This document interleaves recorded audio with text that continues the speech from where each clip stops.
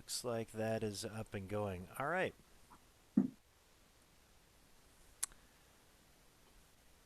So we are here for, and any of you folks that we're doing the sort of camera check, you can feel free to turn off your cameras at this point, and we'll go ahead and jump on into getting our trial running here.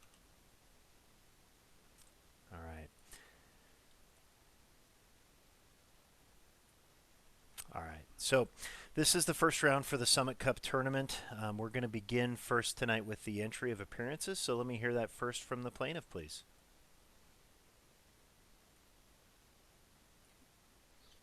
Your Honor, Jennifer Johnson and Margaret Stansel on behalf of Cam Donaldson, the plaintiff. Good evening, Ms. Johnson and Ms. Stansel. Entry of appearance for the defense, please. Good evening, Your Honor. My name is Ryan Chancellor, and I, along with my co-counsel, Catherine Patton, represent the defendant, Karen Baja. All right, thank you. So prior to doing the entry of appearances, we conducted our conflicts check. The scoring jurors did not indicate a conflict, and there is no conflict from my perspective as the ruling judge. So we're ready to proceed with trial. It looks like it's 6 p.m. For the plaintiff, are you ready to proceed in this matter? Yes, Your Honor. We do have two motions in limine. If we may address those before beginning. Yeah, we'll get to those in just a minute. We've got a couple of steps before we get there. Is the defense, are you also ready to proceed? Your Honor, we just have a few preliminary matters we'd like to address before moving to motions. We'll absolutely do all that. Before we do any of the preliminary matters, though, we always begin in this particular cup by swearing all the participants in. So anybody that's a witness or an advocate, you don't need to turn on your camera if it's off, but please just raise your right hand and indicate by saying "I do" if you swear to abide by the rule of this proceeding and conduct yourself in a manner that is honorable to this forum. I do. I do. Right. Thank you. I do. I'm going to note for the record, I think everybody did that. Is that correct, counsel? I see 4 attorneys on screen. Everybody's good with the oath? Great. I'm seeing a nod from everyone. So having that done, the court will officially call the case 082263 Cam Donaldson versus Karen Basia. Let's begin with housekeeping matters first from the plaintiff. Yes, Your Honor. May we invoke the rule sequestering witnesses and have all of the witnesses aside from defendant and experts be sequestered?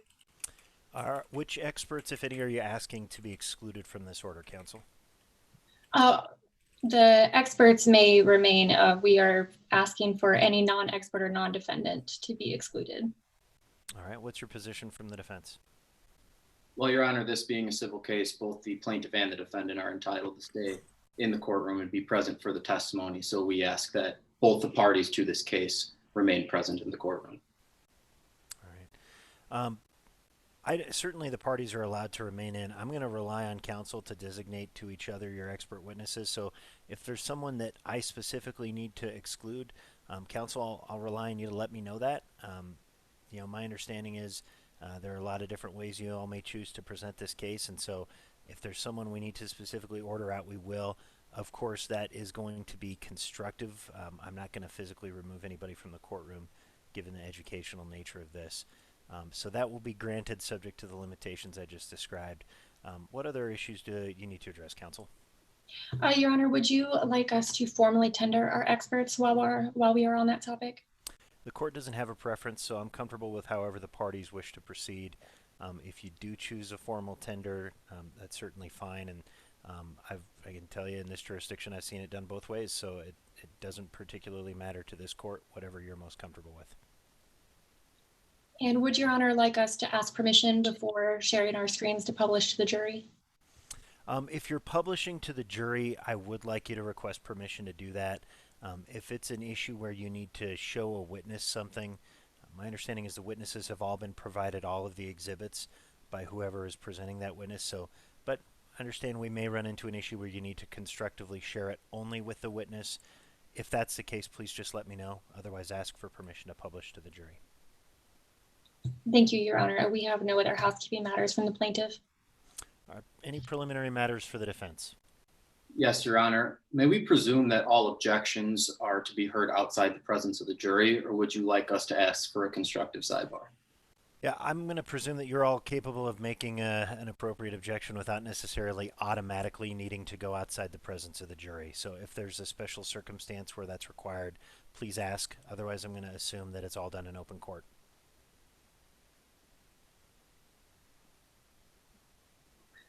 And Your Honor, considering we swore the witnesses in at the beginning, when we call a witness to the stand, we can just jump right into it and presume that they have been sworn.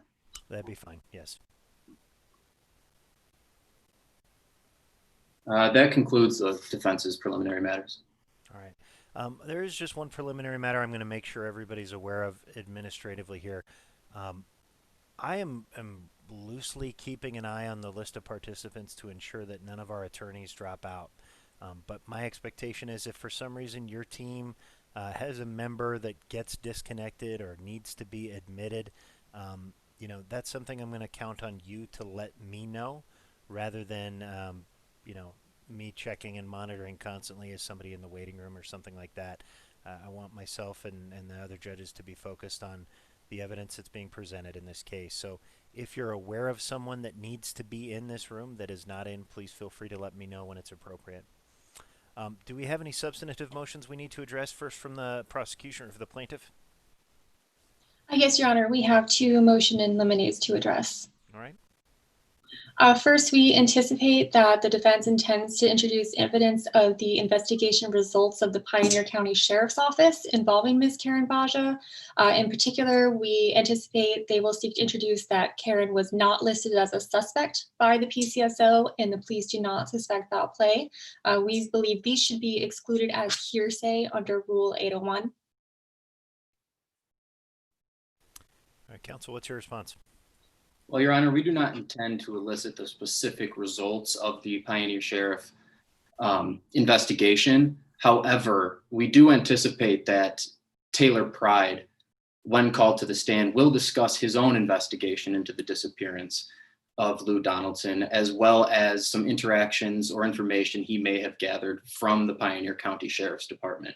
So we do believe that if that gets discussed on direct examination, we do have every right to cross on it. All right, so counsel, help me understand is there a disagreement here or am I simply granting the plaintiff's motion? It sounds like you're carving out a slightly different approach. So at least in terms of, official records and results, I'm inclined to grant the plaintiff's motion if there's not an objection to that, because there's no reason not to. What am I missing here, counsel? Your Honor, I would be fine with what opposing counsel has proposed. I'm simply asking that we specifically exclude the statements that Ms. Baja was not listed as a suspect and that the police do not suspect foul play. Mr. Chancellor, is that acceptable to the defense? I would be fine with not mentioning the fact that Karen Baja was listed as a suspect. However, considering the expert witness Taylor Pride does go into the foul play investigation of the Sheriff's Department, I'm not comfortable with excluding that at this point. All right. Tell me why that would be admissible, counsel. Is that something you mentioned, cross-examination? Is that something that you see coming up only during cross-examination as far as the defense is presenting that? Well, Your Honor, this expert witness pursuant to Rule 703 relies on certain facts and data to form his opinion in this case. What we anticipate to be elicited is his interaction with the Sheriff's Department and some information he gathered, as well as his opinion of that investigation for him to come to his opinion. So that is admissible, and we do expect it to come up, and we do expect to cross on it. All right. Ms. Johnson, I'll give you the final word. In that circumstance, I would be fine with what opposing counsel has proposed. Okay. It sounds, at least at this point, as though, both the plaintiff and defense are frankly not very far apart in terms of how you expect to handle that evidentiary issue. I'm not going to make a ruling at this point. I'm going to rely on either of you to object.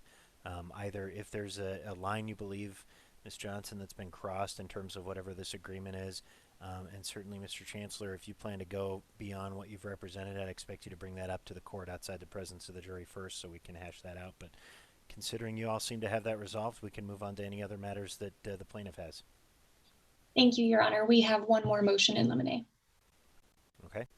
Your Honor, we also anticipate the defendant intends to allege that when Lou Donaldson disappeared, he went to Costa Rica to live with a mistress. Any such allegation should be excluded for lack of foundation, lack of personal knowledge, and speculation. Neither the defendant, Karen Baja, or any other witness can offer evidence that Lou Donaldson was ever in Costa Rica. Therefore, we ask the court to exclude any testimony that Lou Donaldson went to or is residing in Costa Rica. All right, what's the response from the defense?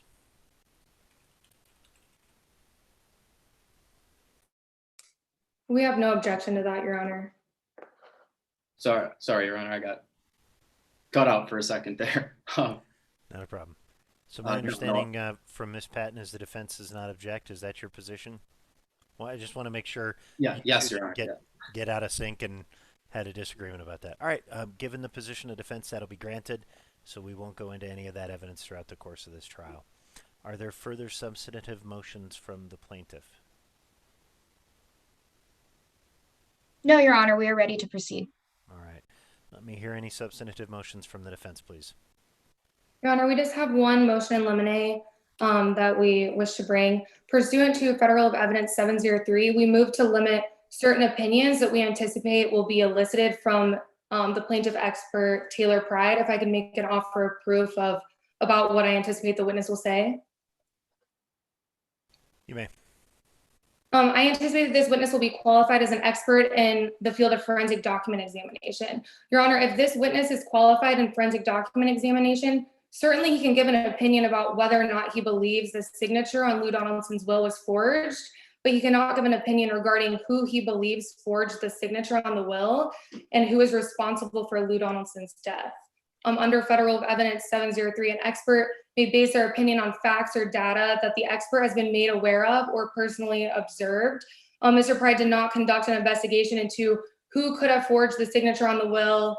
He did not look to any other signatures other than Lou Donaldson's. Additionally, regarding who is responsible for the death of Lou Donaldson is improper, is it beyond the area of this expert witness's expertise. As such, any conclusions regarding who forged the signature on the will and who is responsible for Lou Donaldson's death must be excluded. All right, what's the position of the plaintiff?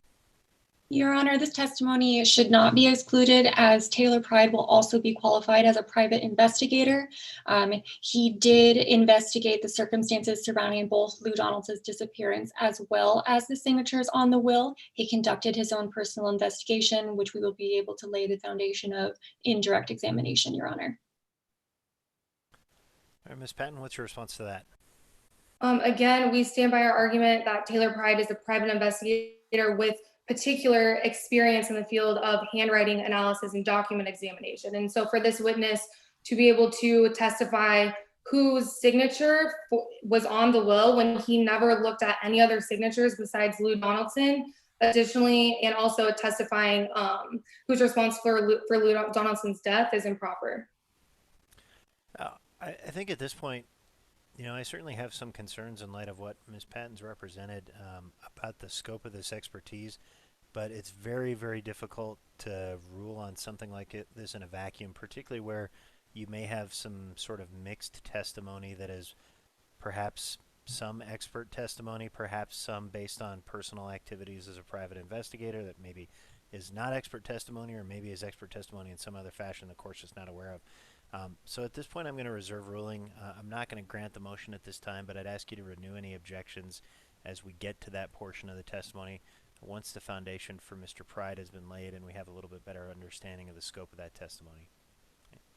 Any questions about that ruling or any other issues that we need to address for the defense? No, Your Honor. With that, we are ready to proceed.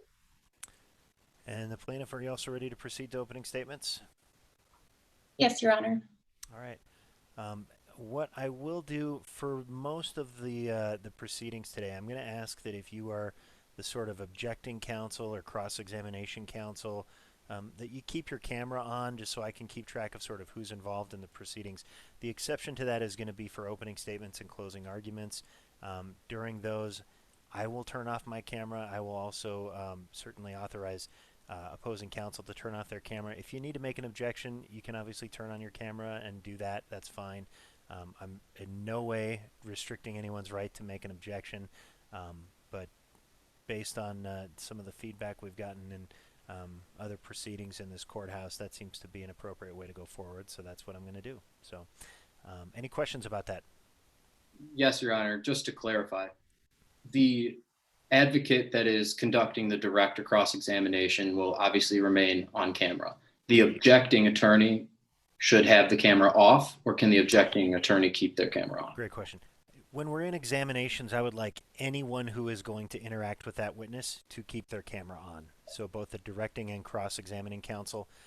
I just wanted to be clear as far as the opening statements and closing arguments are concerned that I would encourage everybody, if you're not the one speaking, to take your camera off at that point, and that'll let us have, as the judges, a little bit better opportunity to make sure we're appreciating all the subtleties of the opening statements and closing arguments. Yes, Your Honor. All right. With that, who will be presenting the opening statement for the plaintiff? I will, Your Honor. All right, Ms. Johnson, you can proceed when you're ready. May it please the court. The night that Cam Donaldson's father disappeared starts like any other Friday night. Cam's father, Lou, runs a wildlife refuge for exotic cats. It's his passion, a passion he shares with his daughter, Cam. Cam works as his assistant, and as she's done for the past 20 years, she takes care of business. She knows it inside and out. So she knows her father means it when, while heading out the door at 6 p.m. that night, he tells her that he will see her on Monday unless she wants to come over for dinner on Sunday. These are the words with a man for plans to return, not of a man with plans to disappear. But this is not an average Friday night. This is the night Lou disappears forever. This is the night that all signs point to murder. In June 2012, just 2 months before Lou's disappearance, he files for a restraining order against his wife, Karen Baja. Lou is terrified of Karen, and he puts that in his restraining order application. He wants to divorce her. And in August, just 2 weeks before he disappears, he tells his daughter Cam that if anything happens to him, Karen did it. We're now at August 17th, the night Lou is last seen. It's a Friday night. Karen claims she has no idea where he is, yet Karen is at her home, the home she shares with Lou, caring for newborn tigers until she makes a late night grocery run. But when Karen's car breaks down on her way back at 3 a.m., she does not call her husband. She calls her brother. After that, no one knows where Karen and her brother go. Karen says her brother drops her off at home, but the tracker on his police car tells a different story. The tracker says her brother's car didn't move from 3:20 a.m. until nearly 6:30. It doesn't move an inch from its spot near the grocery store, from its spot near Lou's home, from the spot where Cam knows her father headed earlier that night. Later that day, only 24 hours since Cam last saw her father, Karen reports Lou missing.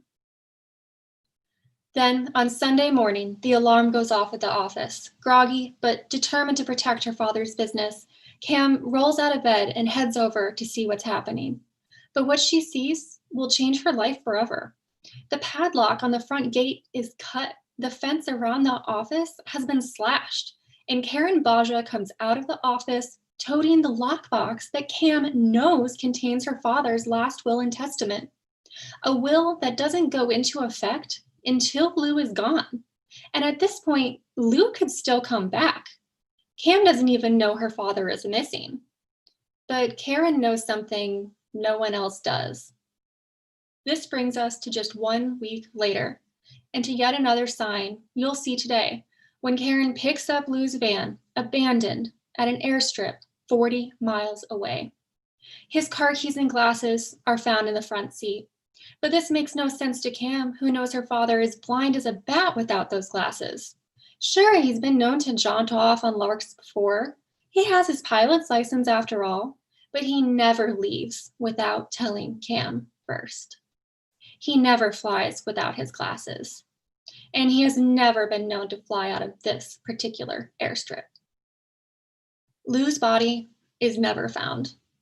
And Lou is never seen again after that fateful night that Cam will remember forever, the night she last saw her father alive.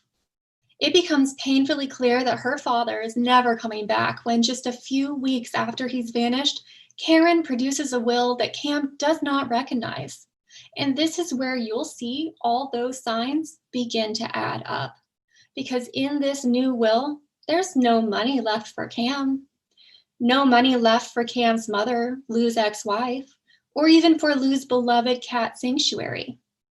Instead, everything goes to Karen. And the most concerning part is that the will says Karen inherits Lou's money if he should die or disappear. The business itself is worth $5 million. The life insurance is worth another $5 million. Altogether, $10 million. 10 million little signs pointing to murder. Karen has Lou declared legally dead in August 2017, 5 years after the disappearance. She collects the insurance money. She collects millions, while Cam is left with nothing but a nightmare. She doesn't even work at the cat sanctuary anymore because Karen fired her the day after her mysterious midnight trip and break-in to the office. But it's not a mystery what happened to Lou because all signs point to murder. Lou Donaldson deserves justice. Cam deserves to be repaid for what's been taken from her. And we ask today that Karen pay for the wrongful death of Lou Donaldson. Because even though there isn't a body, the evidence will show that all signs point to murder. As the plaintiff, we have the burden to prove our claims by a preponderance of the evidence. That just means we must prove a claim is more probably true than not. And here is what we will prove today. First, that Lou Donaldson is dead. Second, that Karen Baja is the one who killed him. Third, that Cam Donaldson, the plaintiff, suffered damages. And fourth, Karen Baja's intentional conduct caused Cam's damages. We will meet this burden today, and we will show through a preponderance of the evidence that all these elements are met, that all signs point to murder. We will go over those signs in detail today. Taylor Pride, an expert in investigations and handwriting analysis, was tasked with investigating Lou's disappearance and the controversial will. He will tell you that the words die or disappear have never been seen in a will that he has worked with before. That the only witnesses to the will are Karen, who stands to gain everything, and one Samantha Lane, who recants her signature before disappearing herself. Mr. Pride will further explain that the signatures do not match, that Lou Donaldson did not sign that will. Further, Mr. Pride will explain how the circumstances around the will don't point to Lou disappearing. They point to Karen making him disappear. On August 17th, 2012, Cam Donaldson saw her father for the very last time. August 17th was the last normal day for Cam, because ever since that day, Karen Baja, the defendant, has pushed her farther and farther away from anything connecting Cam with Lou. Cam no longer has her job, but more importantly, Cam no longer has her father. She could have spent the past 8 years maintaining her father's legacy by carrying on the Big Cat Emporium, but instead, Cam has been frozen out of everything, and that was not her father's last wish. At the end of this trial, my co-counsel will stand before you. She will walk through these elements again. We will ask you to hold Karen responsible for what she did to Lou, for turning what should have been a normal Friday night into a tragedy that will haunt Cam forever. As a jury, it's in your power to set things right. It's in your power to determine that Karen will not benefit from the wrong she's done, to decide if all signs point to murder. Thank you, Your Honor.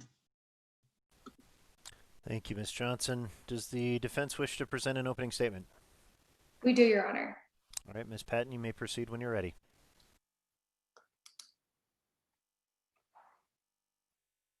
Unseen, unknown, unanswered. Unseen. There's not a single witness that will tell you that they saw Karen Baja kill Lou Donaldson. Unknown.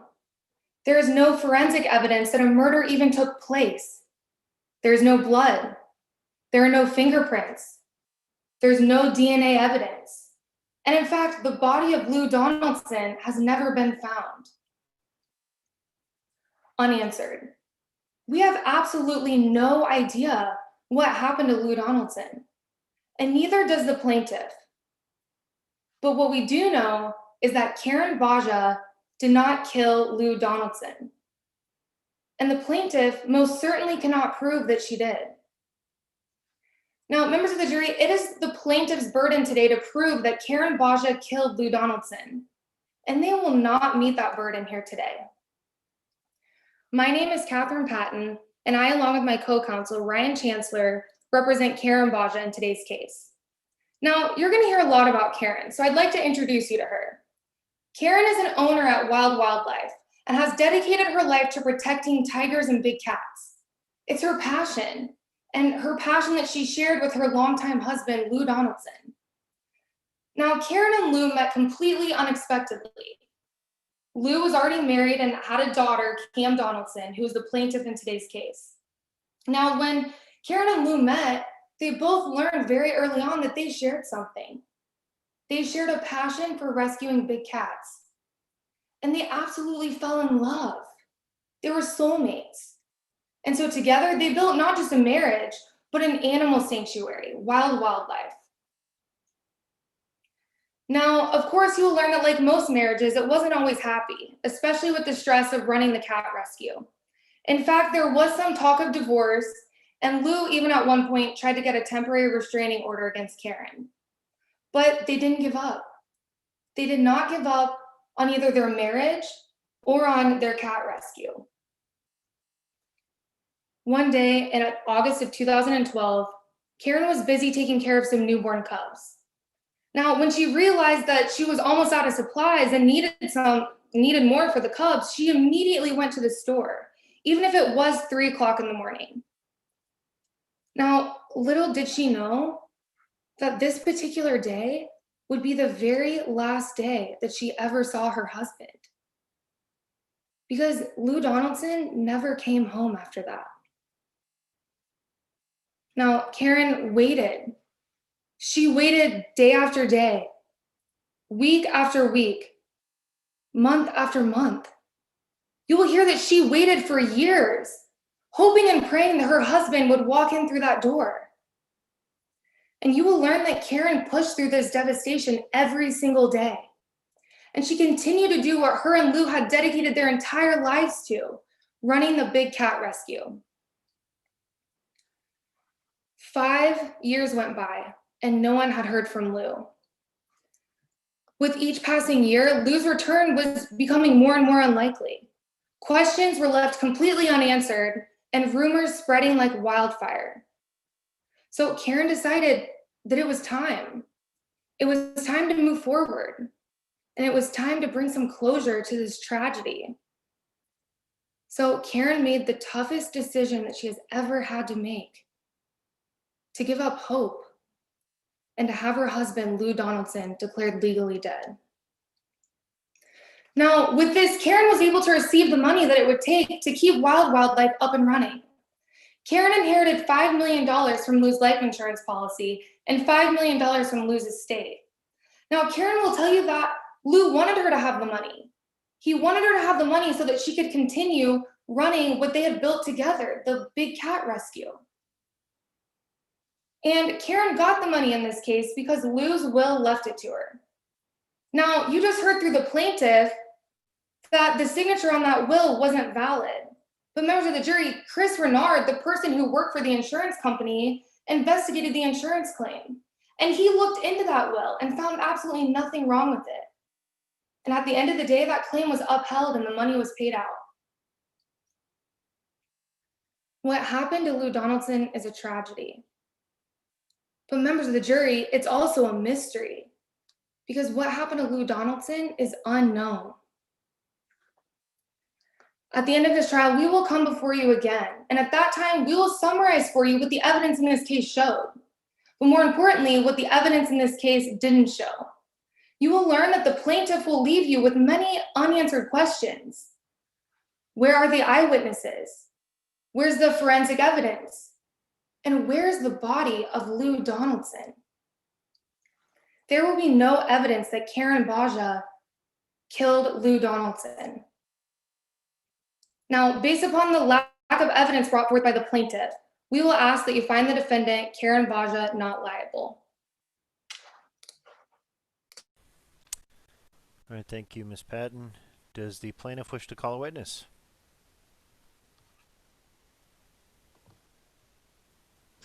Yes, Your Honor. The plaintiff calls Cam Donaldson.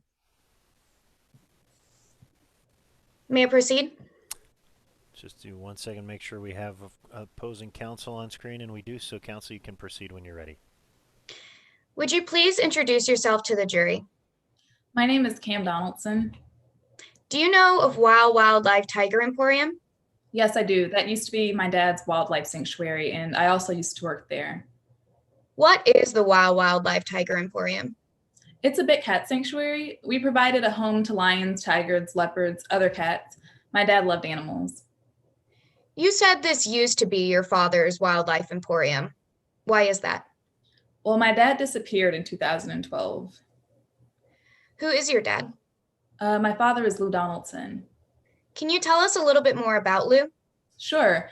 Dad was just the best guy. He was completely self-made, a pick yourself up by the bootstraps kind of character. He worked his whole life to become something, and when he got enough money, he devoted himself to his love of animals and big cats. I've never known a better person. What happened to Wow Wildlife when your father disappeared? Karen took over the sanctuary and fired me. Who is Karen? Karen Baja is my stepmother. Before we tell the jury about Karen, let's talk a little bit more about your relationship with your father. What was your relationship with your dad like? We were always very close. Even though my parents were divorced, I still spent a lot of time with my dad. What did you all do together? Well, we worked together for 20 years at the wildlife sanctuary, so we saw each other all the time. We also had Sunday dinner together. What do you mean worked together? I was dad's assistant, so I saw him every day, all day. It's been 5 years, and it's still so hard when I wake up in the morning and realize I won't see his smiling face.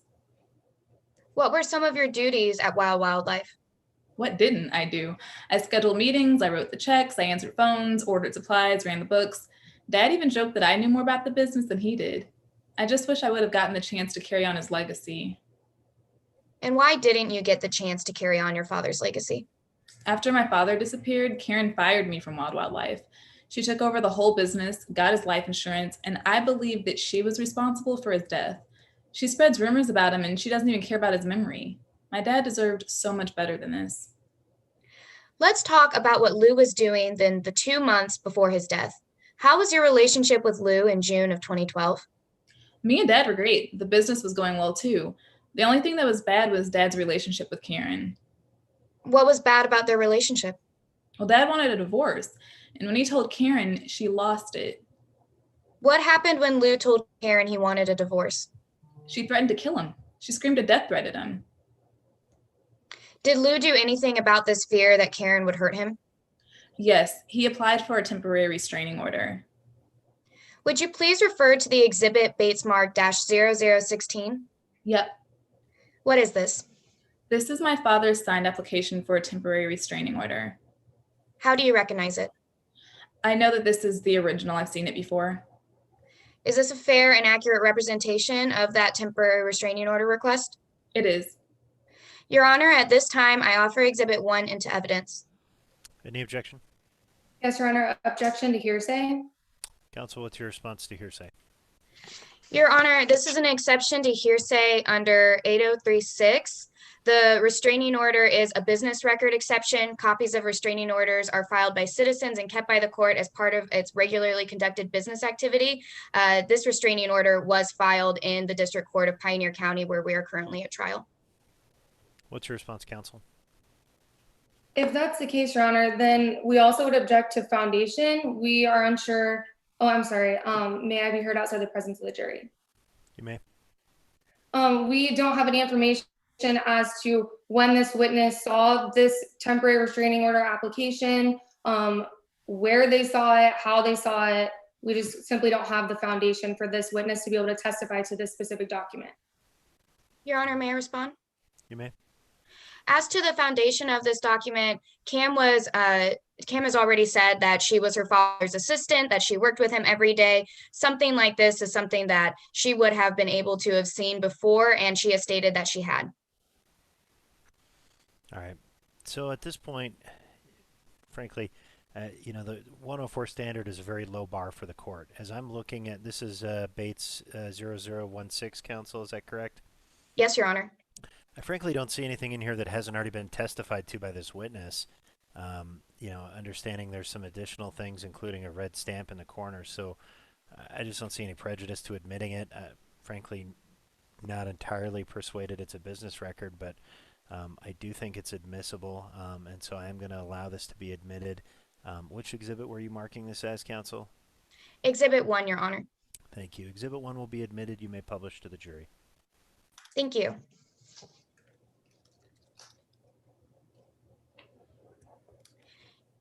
Cam, what are we looking at?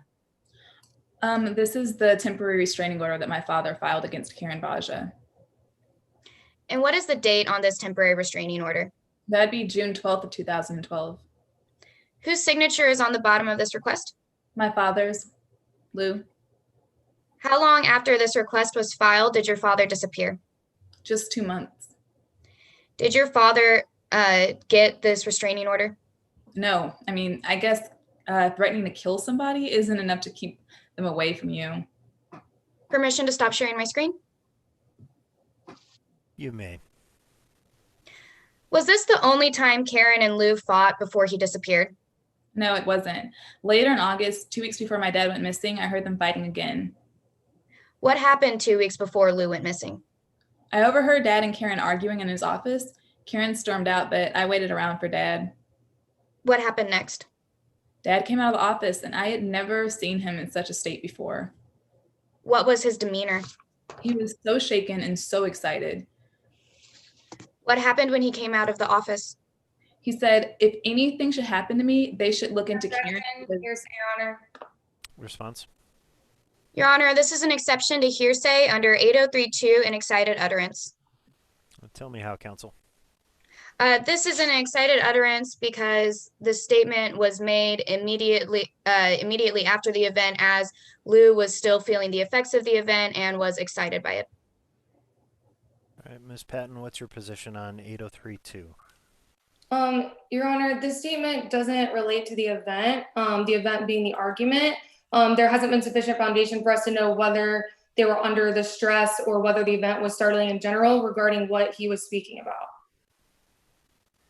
All right, Ms. Stansel, I don't have the same issues with regard to is there stress or excitement. I think the court's heard foundation of that. Where I'm hung up is I'm not yet aware of anything that says this is relating to that startling event or condition. I'm certainly happy to hear additional argument or let you lay additional foundation, but that's my concern right now. Your Honor, this statement was made immediately after Lou came out of the office after this exchange, and that is how he was still under the excitement from it. Right, and I'm agreeing with you that he's clearly under the excitement from it. My question, and I don't know the full statement that you all might, but I don't know how, if at all, this relates to a startling event that may have taken place. And so that's the area of the foundation that I'm concerned about. What can you tell me about that? Your Honor, if I may, the statement that Lou made is about what had happened. The statement that Lou made is about his perceptions from the event and what he has believed after the event has come to pass, the argument in question. All right, so let's go outside the presence of the jury for a minute and just go ahead and make an offer of proof as to what the statement is and how it relates to the startling event, and then I'll hear briefly from Ms. Patton and make a ruling. Your Honor, the statement in question that Lou said is, if anything should happen to me, they should look into Karen because she will be responsible for my death. Based on the other arguments and the death threats, this relates to the argument as it can be inferred from this statement that the argument was about some of the same as the arguments before and is therefore being made about what had just happened in the argument. All right, Ms. Patton, what's your position? Your Honor, our position is that he did not make any statement about what happened in the argument. The statement is about something in the future, and it's not related to the fight that they had right before he made that statement. All right. So I think at this point, I do have some concerns about this evidence. I think it's requiring a little bit of an inference. What I'm willing to do at this stage, I am going to allow it to come in. I do think a limiting instruction is appropriate as to how this can be used. And so, for example, I don't think this can go to any sort of propensity argument or anything like that. I think if anything, it's evidence of Lou's state of mind at the time that was made in relation to that argument, and nothing beyond that. So I'm going to allow it in, at least at this point, for that limited purpose. Any questions about that ruling? No questions, Your Honor. All right, counsel, you may proceed. Cam, what happened when Lou came out of the office? When my dad came out of the office, he said, if anything should happen to me, they should look into Karen because she will be responsible for my death. Let's talk a little bit more about your father's supposed disappearance. When was the last time you saw your dad? That would have been August 17th around 6 p.m. Where did you see him? At Wild Wildlife, of course, we worked together every day, remember? What happened when you last saw Lou? Well, he was leaving for the day and everything was normal. Dad said he would see me on Monday unless I wanted to come over for dinner on Sunday. Was there anything odd or strange about this last interaction? Nothing at all. This was completely normal for Dad, and he would never have invited me over if he didn't plan to be home. Aside from your father not telling you about any planned trips, was there anything else unusual about his disappearance? No, not at all. There were times when he would fly without logging with the local airstrip, but he would never do that without telling me about his trip. What happened later when you found out about his disappearance? I found out that they had found his van and his belongings Where did they find his van? at an airstrip about 40 miles away from home. Was there anything unusual about this airstrip? Well, Dad never flew out of that airstrip. He didn't have a hangar for any of his planes there. Was there anything else unusual about the van and airstrip Lou never flew out of? Yes, Dad also never flew without his glasses, and those were found in the van. Would you please refer to the exhibits Bates mark -0012 and -0013? Yes. What are these? These are photographs of my dad's van and his glasses and keys, which were found inside of his van. How do you recognize these? I saw these photos, but I also know my dad's van and what his glasses and keys look like. Are these pictures fair and accurate representations of the van and glasses? Yes, they are. Your Honor, I offer exhibits 2 and 3 into evidence. Any objection? No objection, Your Honor. All right, exhibits 2 and 3 are admitted, and you may publish.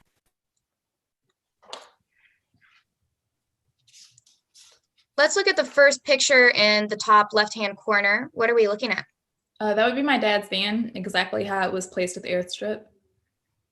And the picture in the bottom corner, what are we looking at? Sorry, those are my dad's glasses and keys that were sitting inside of his van. What was unusual about the glasses being left in the van? Well, my dad would never fly without his glasses. Why did Lou never fly without these glasses? He had poor eyesight, but also those were his only glasses. He'd had them since I was in high school. Permission to stop sharing my screen? You may. Did anything happen between when you last saw your father and when the van and glasses were found? Yes, Karen broke into Wild Wildlife. Let's talk more about the break-in at Wild Wildlife Tiger Emporium. When did this happen? That'd be Sunday, August 19th of 2012. When was this in relation to when you last saw your father? Well, it was 2 days since I'd last seen him on the 17th. How long had your father been missing at this point? No one was alleging he was missing at this point. I didn't know he was missing. I certainly didn't know he was never coming back. So what happened on August 19th? At 6 a.m., the alarm at the Tiger Emporium went off, so I rushed over. What happened when you arrived? I found the padlock to the gate out front had been broken. Was there any other damage? Yes, I found out later that the back office entrance was also ruined. Would you please refer to the exhibits Bates mark -004 and -005? Yes. What are these? These are pictures of the broken padlock and the back entrance from Wild Wildlife. How do you recognize them? This is how I found them the morning of. Are these pictures a fair and accurate representation of how the damage looked? Yes. Your Honor, I offer exhibits 4 and 5 into evidence. Any objection? There's no objection, Your Honor. Exhibits 4 and 5 are admitted. Permission to publish to the jury? You may. Cam, this first picture in the top left-hand corner, what are we looking at? That's the padlock that was on the front gate. And what is this sawed-off edge on the right? That's because it was cut with lock cutters, not unlocked with a key. And this picture on the bottom, what are we looking at? That would be the back entrance to Wild Wildlife. And in the bottom corner of the picture, what is this damage here? This is where it was either cut or pried open instead of being unlocked with a key. Permission to stop sharing my screen? You may, and I'll mention this, Ms. Stansel, as well as for everyone else. I do want you to ask before you share, but when you're done with an exhibit, you can take it down at your convenience. You don't need the court's permission to do that. Yes, Your Honor. Your Honor, I'm sorry. Those exhibits were not marked, so I'm not sure if the witness could be, or if which one is which number is which. Ms. Stansel, can you just clarify which you had designated Exhibit 4 and which was Exhibit 5? Yes, the picture of the padlock would be Exhibit 4, and the picture of the back entrance would be Exhibit 5. Thank you. Cam, so you got to the Tiger Emporium and found someone had broken the padlock on the front gate to get in. What happened next? The police showed up right behind me, so we were about to go in when we saw Karen come out of the office with someone. Who was Karen with? I don't know, but her companion was carrying a lock cutter. Did they have anything with them other than lock cutters? Karen was holding my lockbox. I used to keep that lockbox in a locked drawer in my desk. What is the significance of the lockbox Karen was carrying? That was the box that contained my father's real last will and testament. What do you mean real last will and testament? Well, after my father disappeared, Karen submitted a last will and testament to the court, but it wasn't the will that was in the lockbox she stole. What happened to the will in the lockbox? Karen took it. I have no idea what she did with it. It's not the one she produced later. What happened after Karen walked out with the lockbox from your desk? The police questioned her. How did Karen respond? She said that she was the owner of Wild Wildlife, and if they had any other questions, to contact her attorney. Did the police ask where Lou, the other owner, was? There was no issue of Lou being missing yet. No one even knew yet, but Karen was breaking into my desk to steal the will. Did you have any other interactions with Karen? She was smiling. She used lock cutters to get into the Emporium, stole my lockbox, and she was just smiling, just staring at me. And that smile told me that she had won and that everything would be hers. Did you have any other interactions with Karen after the break-in? I did. The next day, after she broke in, she fired me. How long had your father been gone when Karen fired you? It had only been 3 days. She took over the Tiger Emporium immediately. Did your father ever come home? No, he was never heard from again. I even hired a private investigator to look into the disappearance, so I've known for a long time that he was killed for money. How long has it been since your father died? My dad was legally declared dead August of 2017, but he's been gone for 8 years now. What has your life been like since your father died? I think about him all the time. I miss him every single day. I saw my dad almost every day for my whole life, and then suddenly he's gone. And the business we created together, that's been taken from me too. One morning I just woke up and suddenly no career and no father. No further questions. Cross-examination. Yes, Your Honor. Now, Ms. Donaldson, you hate Karen Baja, correct? I've said that before, yes. In fact, you hope that she gets attacked by one of her tigers and eaten. I have said that before. I'm very upset, yes. Now, that's the same person that you're suing in this case, correct? Correct. I think she killed my dad. Exactly. So you allege that she killed your dad. Let's talk about that allegation. Now, you're not aware of any eyewitnesses that ever saw Karen Baja kill your father, correct? Correct. I would have definitely reported that. Now, you're not aware of any fingerprints found. I am not. I think the investigation's still open. I don't know what's going on. Okay, so bringing you back to my question, so that's a no, you're not aware that any fingerprints have been found, correct? Objection, Your Honor, to lack of foundation. Response.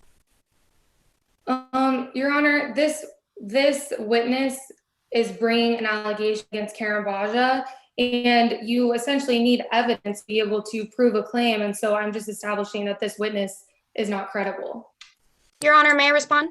Briefly.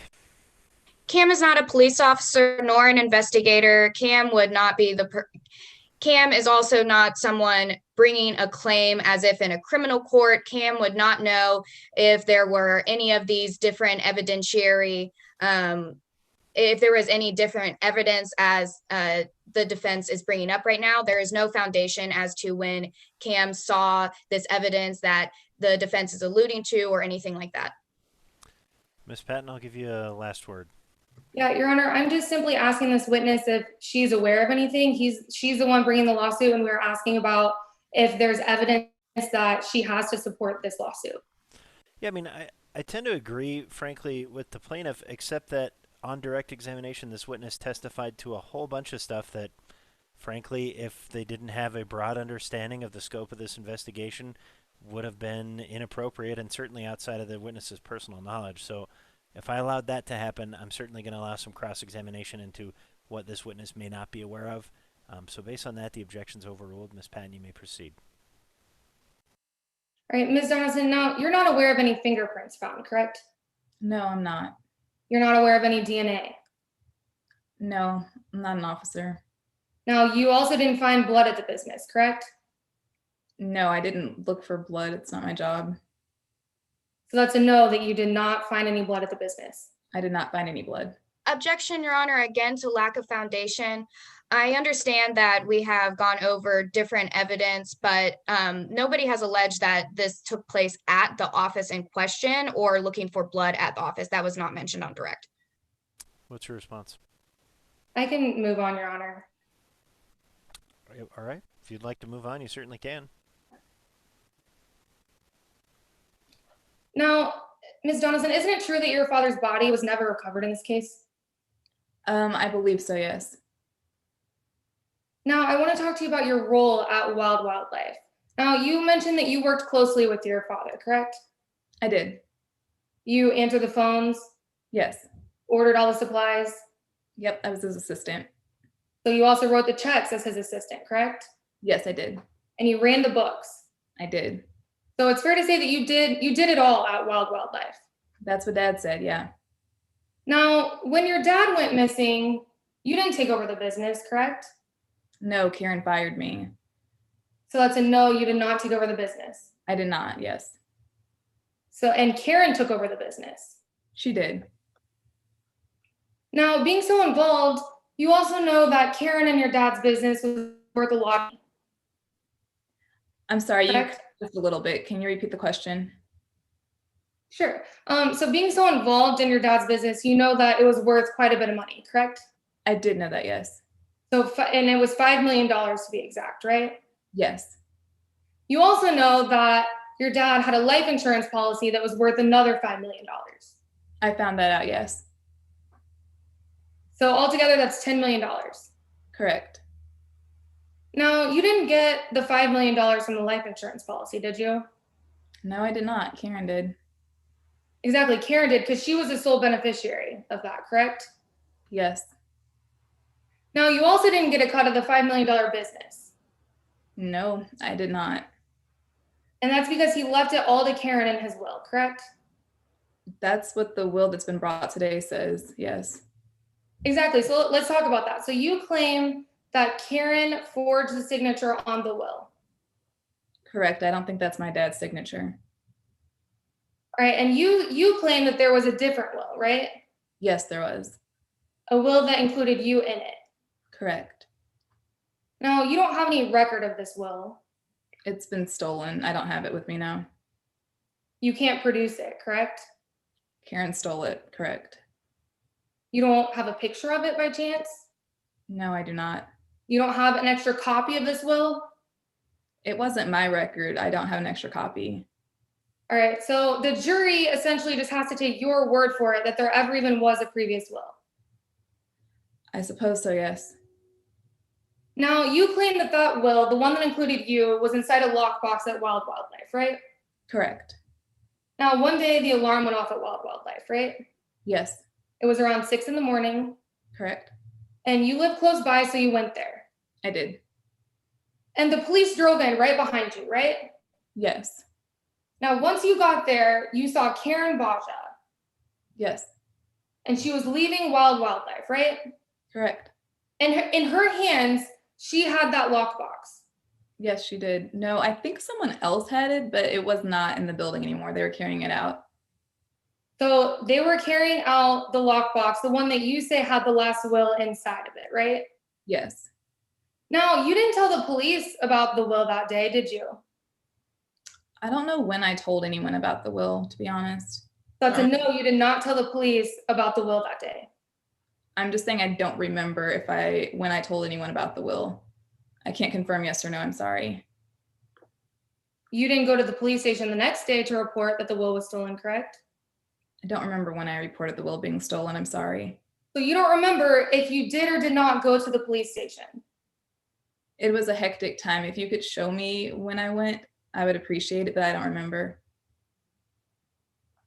All right, I just want to clear a few things up, Ms. Donaldson. Your dad disappeared in 2012, right? Yes. And you hired an investigator to look into the disappearance of your father. I did.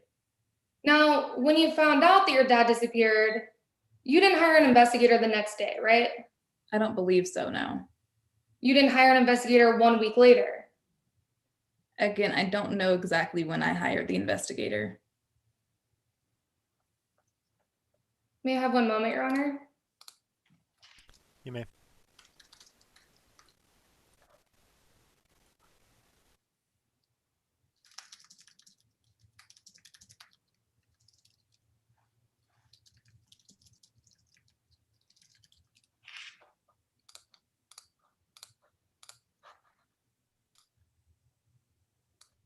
All right, just a few more questions. Now, you hired an investigator, I believe it was in 2017, right? Okay, thank you. Sorry, I didn't remember the date. So that's a yes, you did hire an investigator in 2017. Yes. So you hired an investigator 5 years after your father disappeared. Yes. Now, I want to talk to you about the investigator that you hired. Now, the investigator never told you that he found any witnesses, right? Objection, Your Honor, to hearsay. Response? Your Honor, this is not hearsay because there is no statement. Agree. Objection's overruled. Let me ask you again. The investigator never told you that he found any witnesses, right? Correct. He never told you that he found any forensic evidence. Correct. And in fact, the investigator never found your dad's body, correct? That's what he said. Can you repeat that? I'm sorry, your audio cut out a little bit. Oh, that's what the investigator said, yes. Your Honor, may I just have 1 brief moment to confer with co-counsel via the chat feature? You may. Nothing further, Your Honor. Redirect examination. No redirect, Your Honor. All right, Ms. Donaldson, you are with thanks for the court. The plaintiff, you may call your next witness. Your Honor, before calling our next witness, we would like to read one of the stipulations. Go ahead. We are referring to stipulation 10, jurisdiction and venue are proper in the County of Pioneer, State of Statesville. At this point, the plaintiff would also like to read a section of Carl Bannister's deposition into evidence. Okay, have you provided that to opposing counsel? It should be available in the case files. I did not provide it immediately preceding this, no, but I can instruct them to the page number if they wish to view it. I think that would be helpful for at least the court. I'm sure defense counsel would appreciate that as well. Yes. Are there any evidentiary issues we need to address before getting into the statement? Yes, Your Honor, we would object to the counsel reading this statement into evidence on the grounds of hearsay. Any response, Ms. Johnson? Yes, Your Honor. This is an exception as under 804.1. This is former testimony from the declarant. The declarant has been stated as unavailable for trial today, and so falls within the realm of 804.1. All right, Mr. Chancellor, what's your position regarding 804.1? Is this something that's been dealt with in a previous ruling of the court or any stipulations? No, Your Honor, we'll withdraw our objection. All right. I am going to allow the statement of Mr. Bannister. Is it Mr. Bannister? It is Mr. Bannister, and the statement is on page 3 for opposing counsel. I appreciate that. So I'll allow counsel to read in the statement of Mr. Bannister. I don't know if there's a request for cross-examination of that, but generally my preferred procedure for that is defense. You can have the option to read in any additional portions that are otherwise unobjectionable at the conclusion of whatever Ms. Johnson reads in, or you can elect to do so in your case in chief. It's up to you. Yes, Your Honor. Ms. Johnson, you may proceed when you're ready. I don't know if you have a procedure for reading this in, but if you'd like to have a paralegal or someone read part of that, I don't have a copy of this testimony in front of me right now. I know there's some different formats, so however you'd like to do that, I'm certainly happy to allow. I was just going to read the excerpt myself, Your Honor. That's fine. You may proceed. Question: Are you also aware that there is no record of your patrol vehicle moving from 3:20 a.m. until nearly 6:30 a.m. as it was showing it was near the grocery store close to Ms. Baja's home during that time? Answer: Yeah, I looked back at that in preparation for this deposition, and the records show that my transponder, the device that gives the location of the patrol car, was malfunctioning, cutting in and out. The issue was noted in a maintenance log, and it was replaced the next day.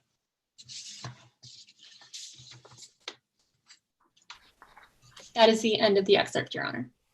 All right, Mr. Chancellor, do you wish to read in any portions of that deposition now or wait until your case in chief? Or you obviously don't have to do any of that, but Your Honor, I do seek to read in a small portion of this at the current time. all right, you certainly can. I know y'all have your own timekeepers, but obviously, time is attributed to whoever is doing the reading. So just so we're clear, anything Mr. Chancellor reads doesn't apply to any of the plaintiff's time for their presentation of their case. Sir, you can proceed when you're ready. Directing opposing counsel's attention to the second page of the deposition of Carl Bannister. 1, 2, 3 questions from the bottom. Question: Did you drive her back to her home? Answer: I first took a look at her car and it would not start. So I made sure it was safe by the side of the road and then took her home. We got to her house around 3:45 a.m., definitely before 4 a.m. Question: Do you know if Lou Donaldson was home that night? Answer: No, we didn't talk about him. She was just focused on those tiger cubs and kept talking about them, how cute they were, how they were doing, stuff like that. She just loves animals, especially big cats. Did you go into the home at all that night? Answer: No, I was on duty and had to get back to work. I dropped her off, wished her luck with the cubs, and headed off. All right, thank you, Mr. Chancellor. Further witnesses for the plaintiff. Yes, Your Honor. At this point, the plaintiff calls Taylor Pride to the stand. All right, given that Mr. Pride has been previously sworn, you can proceed when you're ready. Mr. Pride, would you please introduce yourself? My name is Taylor Pride. And what do you do for a living? I'm an investigator and a forensic document examiner. I also own Pride Investigation. It's a private investigation firm. Let's talk more about being an investigator. What do you investigate? Well, for the last 20 years, I've investigated everything from economic crimes to murder. How did you start? I began as a patrol officer with the Pioneer Police Department back in '98. And then in 2000, I became a detective, and I worked there for 16 years before opening my own PI firm in 2016. You mentioned you're also a forensic document examiner. How did you get started in that? When I was a detective, I was assigned to the economic crimes unit. I worked there from 2002 until 2008. Did you complete any specialized training? Yes, I attended an extensive 2-week seminar in 2002. And at that seminar, I learned about analyzing and comparing handwriting, and it was hosted by the American Association of Handwriting Analysts. How about certifications? Do you have any? I'm certified by the American Board of Forensic Document Examiners, also known as ABDFE. Have you testified as an expert before? I have actually, 15 times since 2002, all here in Statesville. I've testified for the plaintiff and the defense and both sides on criminal cases. How did you become involved in this case? Cam Donaldson hired me back in 2017 to investigate the disappearance of her late father, Lou Donaldson, and to analyze the will that was provided by her stepmother, Miss Baja. Please describe the specific facts or data you relied on in your examination. Well, I examined the will itself, of course, along with the handwriting samples to compare signatures. I also looked through Lou Donaldson's financial records, the court records, and any and all the details I could get from the police department. Lastly, I reviewed everything that the defense expert, Chris Renard, reviewed. Are those sufficient facts and data relied upon by others in your field? Yes, they are.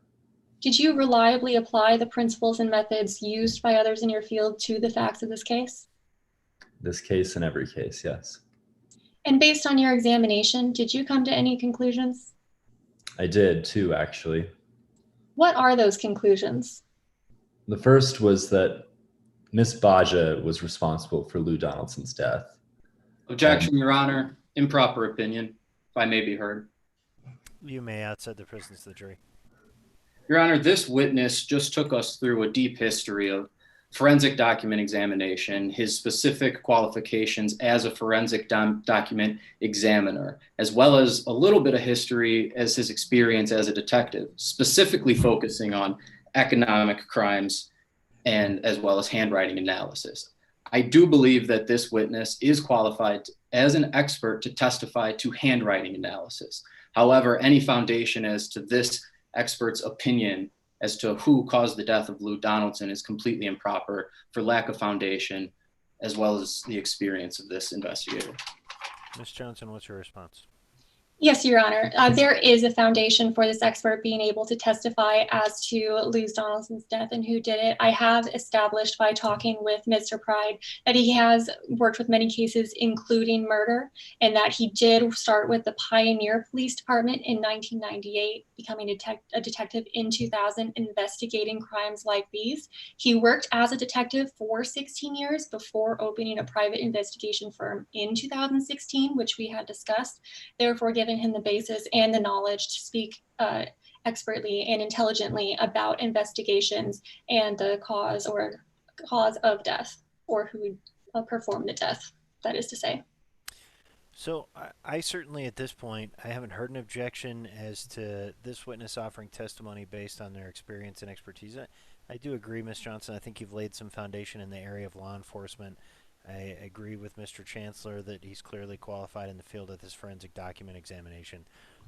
The court's concern, I think, is probably coming from the same area as where Mr. Chancellor raised that objection, in that I'm not sure opining as to who did it is an appropriate subject matter for expert testimony, and that's my concern. So help me understand how that is something that is subject to scientific review. Certainly, we generally don't in a criminal context just let a parade of police officers come in and say it is my expert opinion that someone committed this murder. Why would that be appropriate here?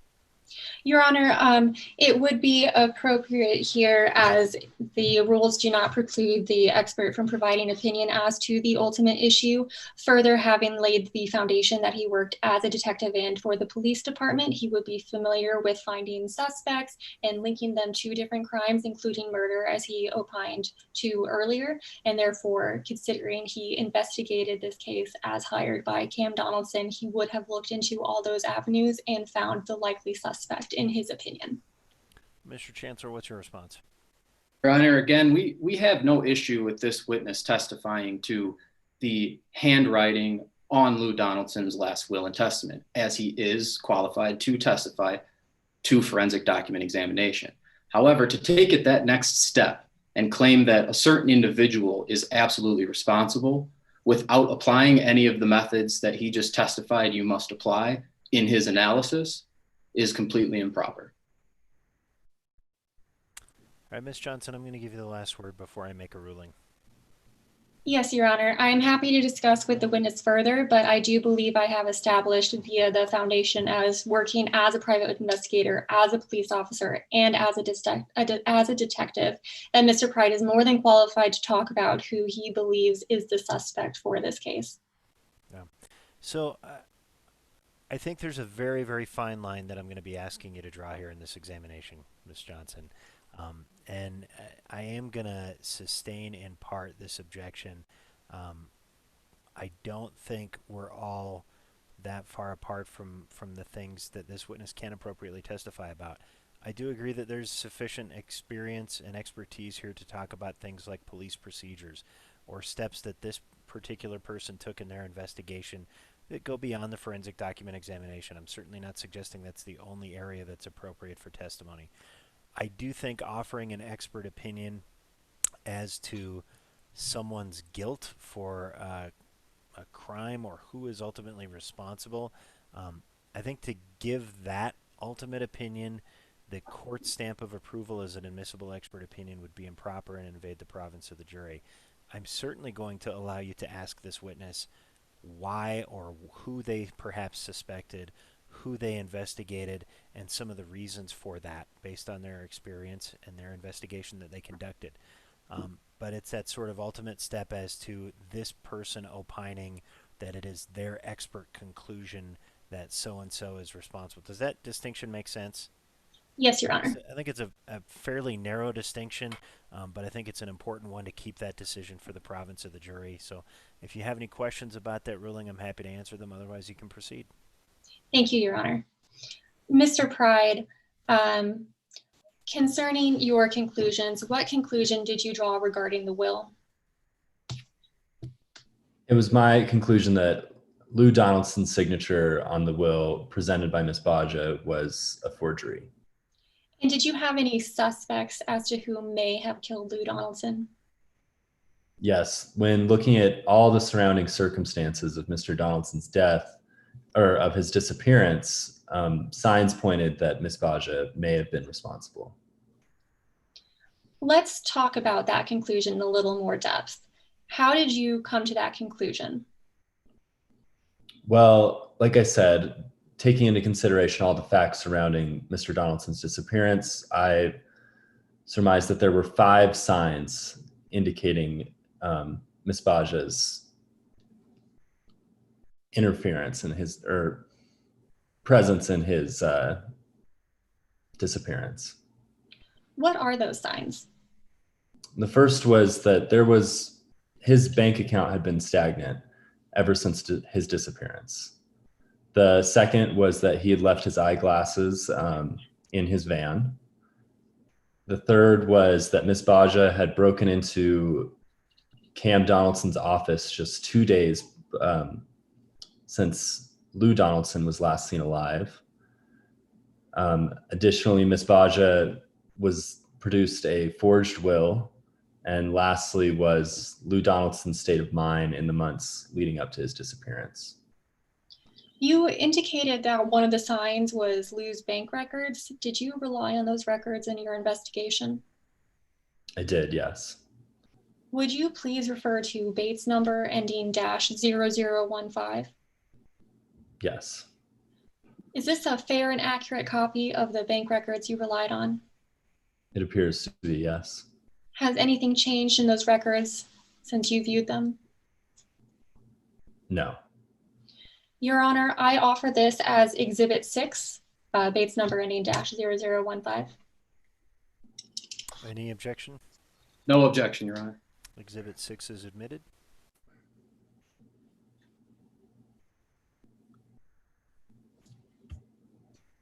Permission to publish to the jury? You may.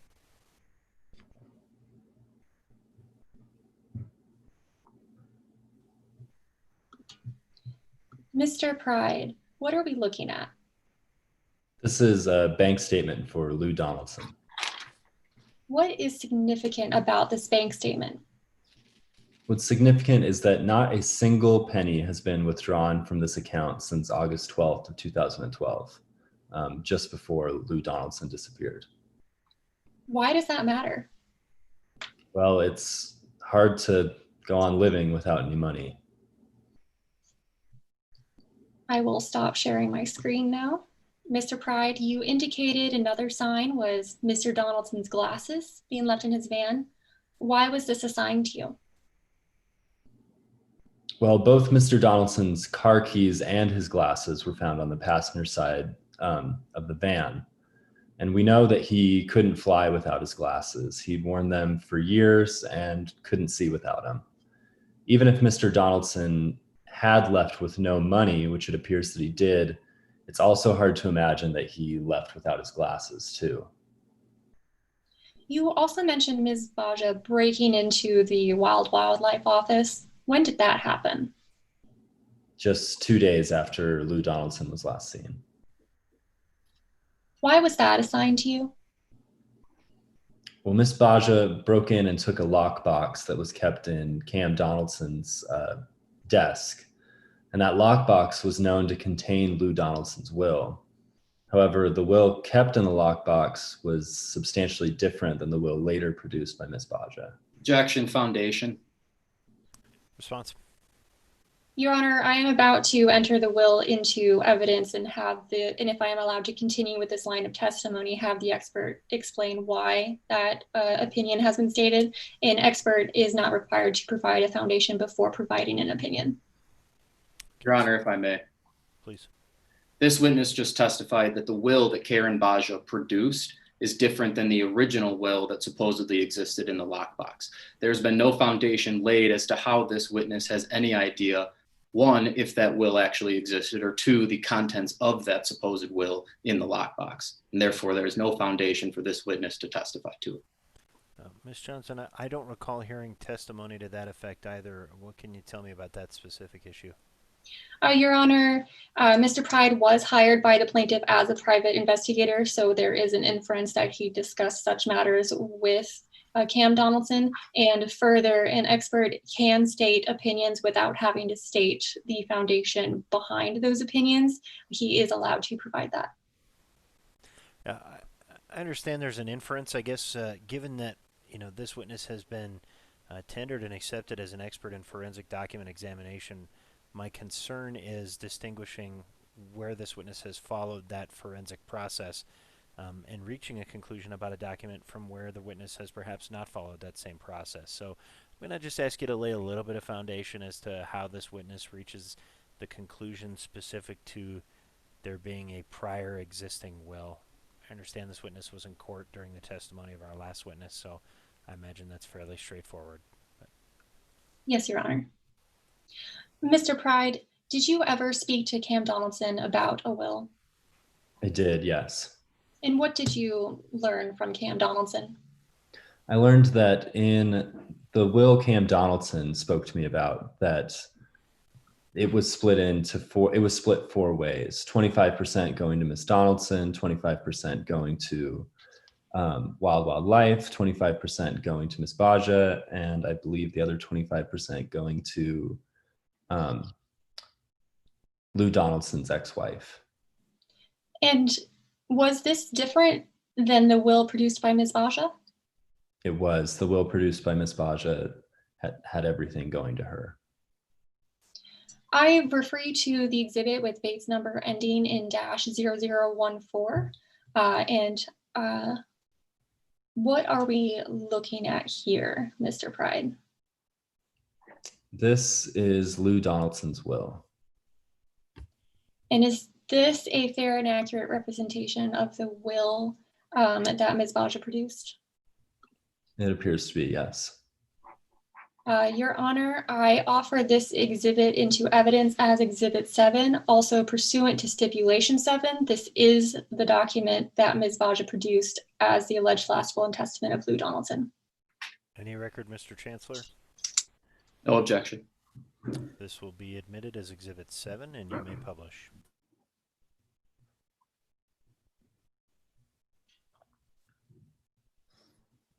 Mr. Pride, what are we looking at here? This is the will that Lou Donaldson's will brought to me by Miss Baja. And what was important to your investigation regarding this will? Well, for one, the will says that Miss Baja would inherit everything should Lou Donaldson, quote, die or disappear. Was there anything else about this will that stood out to you? Well, there's also the witnesses of the will. They're another sign that something just wasn't right about Mr. Donaldson's disappearance. Why did the witnesses stand out to you? Well, there were only two, and one of them was Miss Baja, who has an obvious motive since she would inherit everything in that will, and the other was Samantha Lane. Who is Samantha Lane? She was a woman who, well, she was having an affair with one of the keepers of the Wildlife Foundation. Objection, Your Honor. Relevance. I'm sorry, counsel, I couldn't quite make out the objection. I heard objection, but I didn't hear on what grounds. No worries, Your Honor. Objection to relevance. Thank you. Ms. Johnson, what's your response to relevance? Your Honor, this goes to one of the elements as to whether Karen Baja did kill Lou. We are going to her motive as to killing Lou, and one of those is that she would inherit through this will. So we are looking through the witnesses to determine the credibility of this alleged document. I understand looking into the witnesses to determine that. I'm guessing what Mr. Chancellor was objecting to is discussion of a relationship that I frankly am not entirely sure what direction it's going. So I'll let you make an offer of proof if you'd like as to how that particular aspect of the discussion relates to the credibility or reliability of this particular document. So we'll step outside the presence of the jury, and then you can make any record you would like to make about that. Yes, Your Honor. So the statement that I am asking Mr. Pride to bring in here is that she was a woman who worked at the Wildlife Foundation and was having an affair with one of the keepers there. This goes to how Karen, one, knew Samantha, and also gives the jury some background as to who Samantha is, as Samantha is one of the only two witnesses on this will. Probably help if I unmute. Mr. Chancellor, what's your response based on that offer of proof? Your Honor, whether or not Samantha Lane was having an affair with anyone has no tendency to make any fact of consequence in this case more or less probable. Your Honor, may I respond very briefly? Sure. If I am allowed to continue down this line of questioning, we will see why this has become relevant as it is later on. We are still outside of the presence of the jury, correct? Yes. Later on, it will come up that Ms. Baja perhaps threatened Ms. Lane by exposing this affair, and then she lied about seeing Lou Donaldson sign this will. All right, so it's hard for the court to predict, I guess, how far we're going to go down that road, but I don't have the foresight with which you may all decide to ask or object or not object. At this point, relevance is a very low bar. I frankly, if this was a party to the case, would not be inclined to allow it because I think there's always some inherent prejudice when people start throwing around things like affair. I think it's certainly appropriate to discuss the nature, I guess, of the relationship as to how Miss Baja would know Miss Lane. I'm really struggling with why the affair part is relevant, counsel. But I think what I'm going to do at this point, just because I don't see a ton of prejudice, and no one's really articulated that for me at this stage, I'm going to allow it. That certainly doesn't mean I'm going to allow whatever the next layers were in the offer of proof. So we'll go from there. Thank you, Your Honor. Mr. Pride, who is Samantha Lane? She was an employee at Wildlife who was having an affair with one of the keepers. And why was Samantha being a witness to this will significant to you? Well, it was, in my expert opinion, that she did not sign the will, that she did not see Lou sign this will. Objection, Your Honor. Improper opinion. Counsel, what's the basis for reaching that conclusion that is appropriate expert testimony? Your Honor, he is about to go into the reasons why he believes that conclusion to be true. If we may be heard outside of the jury, I could elaborate more. Please. Yes, Your Honor. He will discuss further how Ms. Baja threatened Samantha Lane to sign as a witness to this will.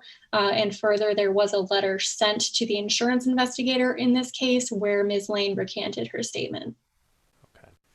So I don't necessarily think it's appropriate expert testimony for this witness to offer essentially determinations of credibility from someone else through what sounds like a couple layers of hearsay. So there may be other ways that this witness is able to talk about how those things impacted their investigation. I don't know. But in terms of him determining that Samantha Lane was lying when Samantha Lane said, I witnessed this or signed this, that does not appear to fall within the purview of the foundation I've heard for forensic document examination. So that objection is sustained. Thank you, Your Honor. Mr. Pride, did you speak with Samantha Lane during your investigation? I did. And in that conversation, she told me that Miss Baja had threatened that if she didn't sign as a witness. Objection, Your Honor, hearsay. Response? Hearsay within hearsay, actually, Your Honor. Setting aside Ms. Baja's statements, because I'm fairly confident we'll address that, what's the response to the hearsay within hearsay? Yes, Your Honor. The exception for Samantha Lane's statement falls under 804.3, a statement against interest. By exposing herself as lying about being a witness on the will, Samantha Lane exposed herself to potential civil liability via fraud since she was lying a witness.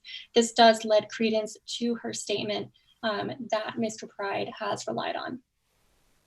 Mr. Chancellor, any response? One moment, Your Honor.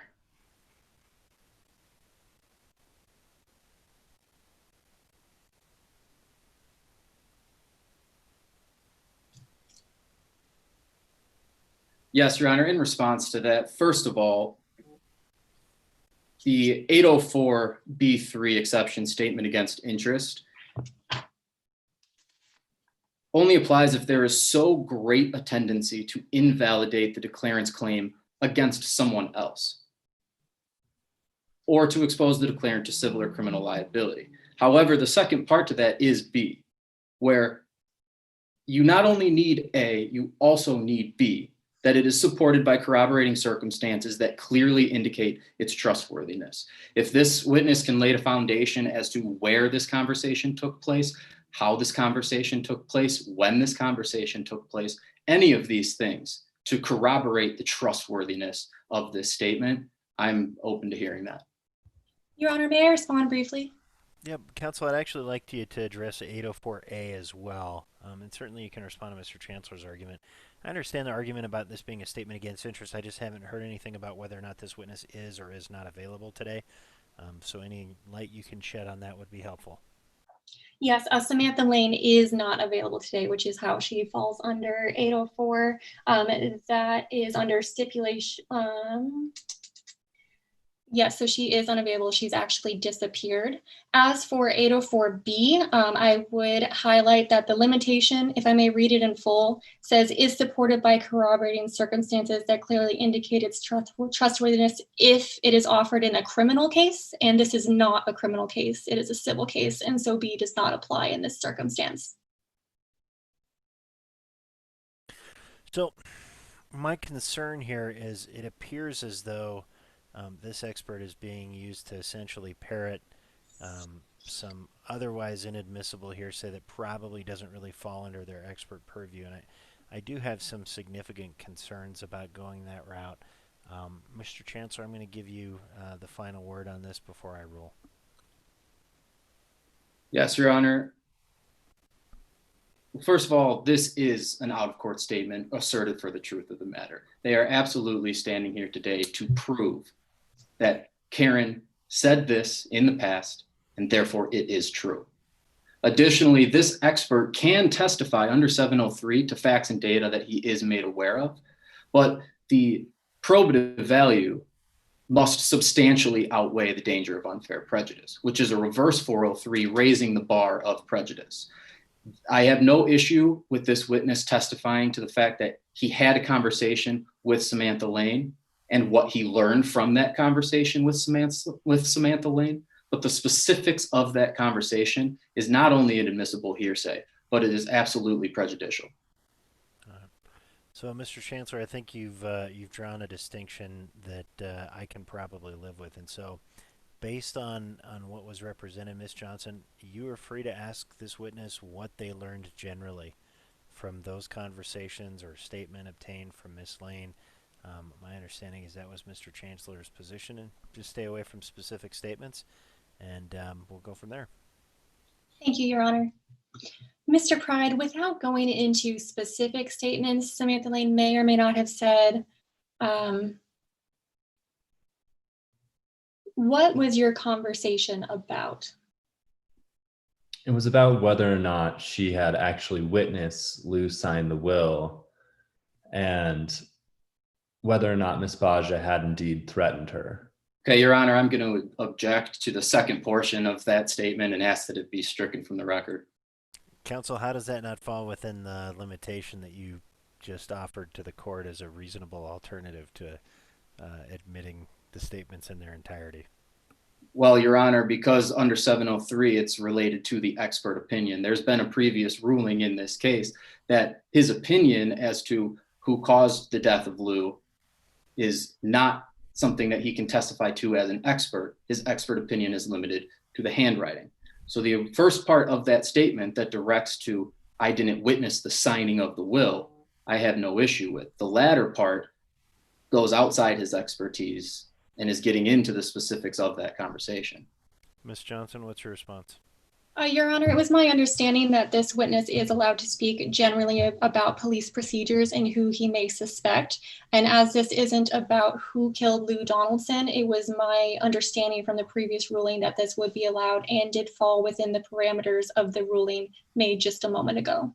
I think it does fall within what admittedly are fairly murky guidelines with the number of challenging issues this witness presents, but I do think it is, while a very close call, it is part of that sort of nebulous expertise surrounding the investigation side of this expert's testimony. I don't think we've gone so far as to opining as to some kind of conclusion about who actually killed Lou Donaldson, or if there's scientific evidence that Lou Donaldson is even dead. This is simply going to this person's observations and the inferences they drew and the course of action they took. So the objection's overruled. Yes, Your Honor. Thank you, Your Honor. Mr. Pride, what did you speak with Samantha Lane about without going into detail into specific statements?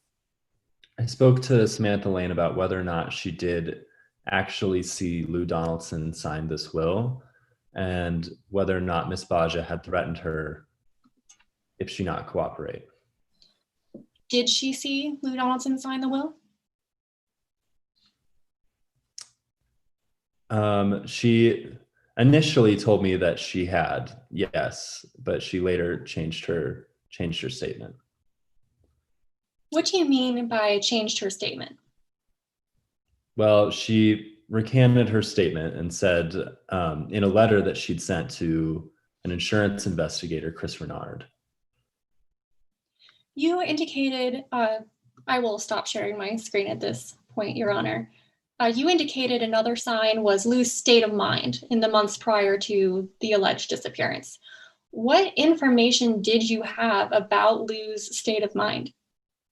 Well, I had the restraining order that Mr. Donaldson had filed just 2 months prior to his vanishing.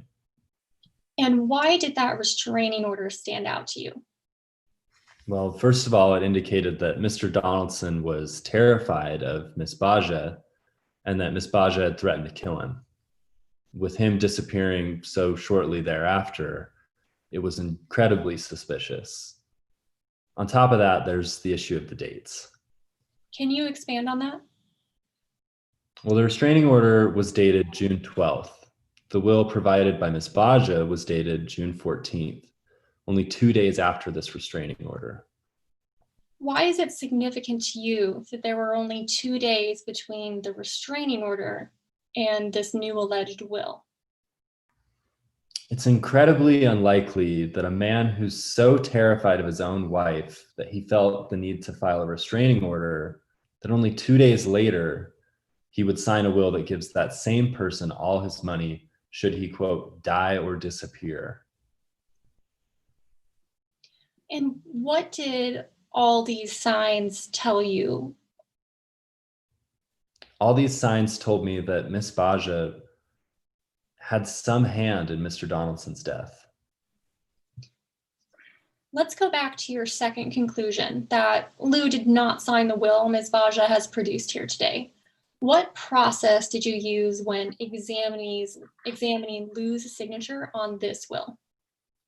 I followed a 3-step process. First, I obtained known samples of Lou's handwriting. Then I examined those known samples to identify any baseline characteristics. After that, I compared those characteristics to the signature in question. Let's talk about the first step in your process. What samples did you obtain of Mr. Donaldson's handwriting? I collected 3 known samples of his handwriting. I collected his state-issued driver's license, his signature on the restraining order paperwork, and a note that he'd written to his daughter, Cam, in 2012. Why is this step important? Well, like I said earlier, it sets the baseline for comparing the handwriting. Why did you choose these samples in particular to look at? The best samples are always originals, not photocopies. That's why the restraining order and the note are especially helpful here. You mentioned that your second step is to analyze those known samples. What sort of things do you look for in that analysis? I looked for handwriting characteristics such as the shapes and the curves, the angles and the stroke direction, letter height, weight, embellishment. I also looked at the individual letters, but also focus on how certain letters connect and identify those connection patterns. What about the third step in your process? Often forensic document examiners will look for retouching, hesitation, and any other signs of unnatural writing. For instance, quivering lines or strange marks. These will often indicate that the writer was either trying to disguise their own handwriting or mimic someone else's style. What happens if the signatures are a perfect match? If the signatures are 100% identical, then the signatures are almost guaranteed to be forged because we can all testify that no one's signature is ever exactly the same. Your Honor, permission to share my screen and publish by exact enlargement to the jury what has previously been entered as Exhibit 7, Lou's proffered will, and Exhibit 1, the restraining order. You may. Mr. Pride, will you please describe what we are looking at? On the top here is the restraining order signed by Lou Donaldson. It's one of the documents I used to establish the known characteristics of his writing. And on the bottom here is the will with the signature in question. And what do you notice about Lou's signature on the restraining order? You can see here that the top loop in the L is smaller than the bottom loop. We see that the O in Lou also has an extra loop and that the U has a small embellishment. Lastly, we can identify that the second O in Donaldson is what we call a lazy letter. What is a lazy letter? It's a letter that is often not clearly written near the end of a signature. Here on the bottom, we see that whoever signed the latter will wrote every letter, including this lazy letter. This is a telltale common mistake that someone is forging a signature. What else did you notice? I noticed that the second N in Donaldson has a similar tail to the U in Lou. Also, the writer rarely lifts their pen. Any expert with a trained eye can see that the writer uses looping to continue the letters. But the signature in question, we see quivering lines, which tells us the forger was nervous. So why is looping something only an expert can see? Well, if you look at the D in Donaldson's, an untrained eye might think it has two separate pen strokes. But an expert is able to see that it was a single movement and that the pen only lifted for a split second on that signature. A common mistake in forgery is that the forger will lift the pen much more frequently than the true writer. And you see that in the D here on the will on the bottom, provided by Ms. Baja. It clearly has two distinct pen strokes. And what does this analysis tell you? It tells me that Lou Donaldson did not sign this will. And why was the handwriting analysis important to your overall opinion of this case? The fact that the signature is forged shows that Lou didn't sign the will. And when you combine that with all the signs surrounding Lou's disappearance, it's clear that Ms. Baja has some sort of play in Lou Donaldson's death. Thank you. No further questions, Your Honor. All right, Mr. Chancellor, cross-examination. Now, Mr. Pride, you consider yourself an experienced investigator. Yes, I've testified often. You were a detective for 16 years, right? Yes, I was. And in your 16 years as a detective, you served the public. I did. But in 2016, you left the force and started your own private investigation firm. Yeah, I've always wanted to be my own boss.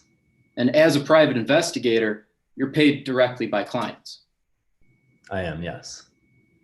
And in this case, Cam Donaldson is your client.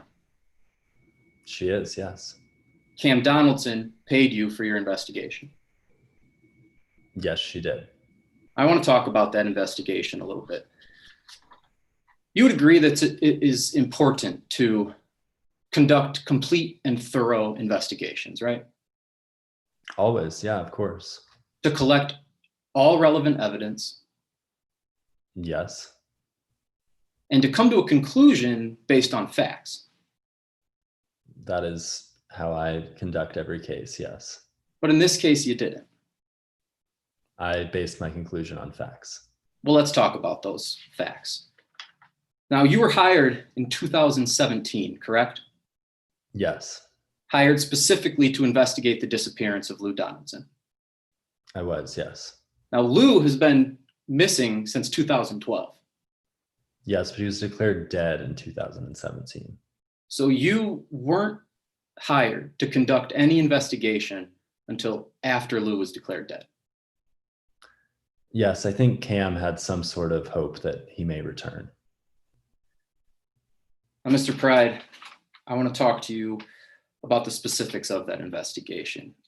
As a part of your investigation, you looked into Lou's last will and testament, right? Yes, I did. And you questioned the authenticity of that document. Yes, it seemed to be very inauthentic. And as we heard on direct, you based that conclusion on your training. Yes, I applied my training to come to that conclusion. Your training in handwriting analysis. Yes.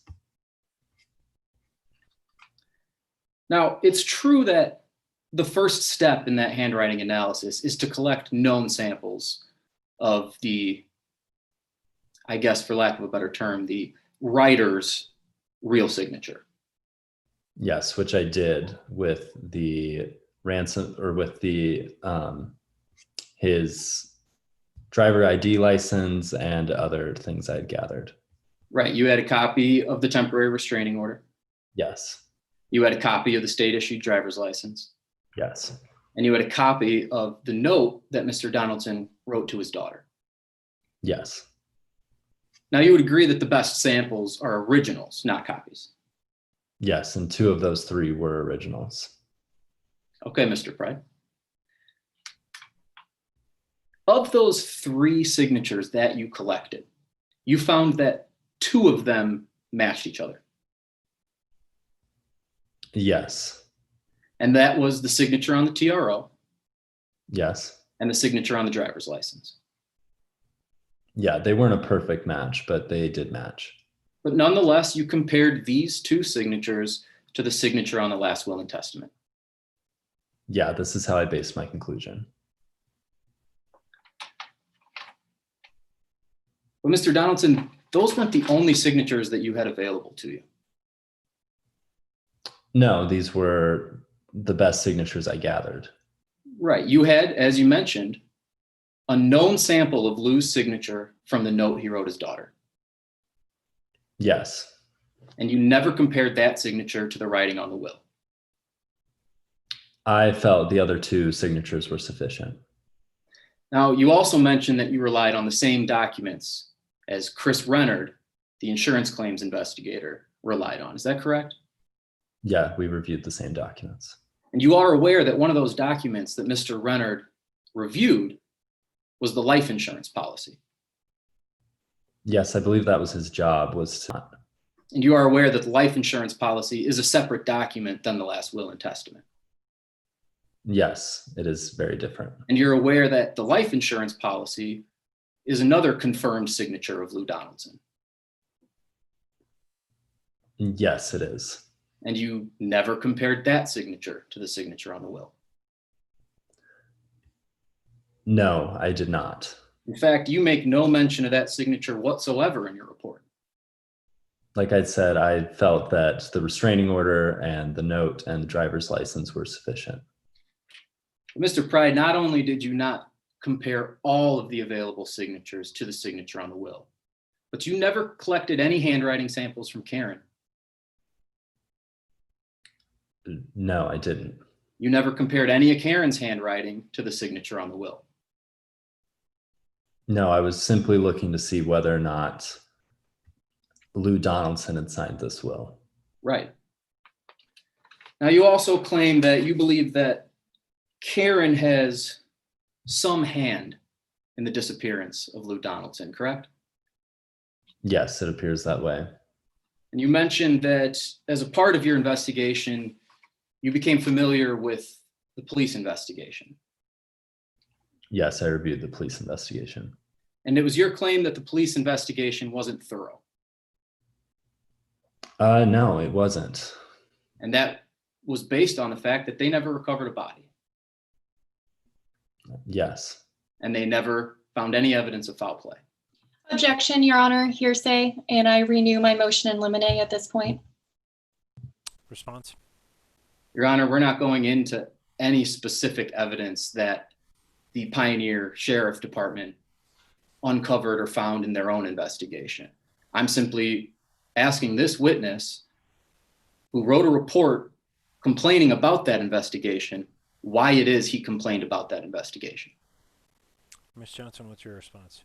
Your Honor, counsel has referenced that the police said there was no foul play in this, which is not what we went over in direct examination with Mr. Pride. And so it's not only outside that scope, but it is hearsay and is still referencing the motion in limine I made earlier today. Counsel, my recollection of the motion in limine was that it was not to be introduction of the Pioneer County Sheriff's determination that there was no foul play. And counsel, I'm trying to recall what your position on that was, but my recollection is it seemed as though you all had an agreement, and that I didn't issue an order on that in light of that agreement. Is that how you remember it?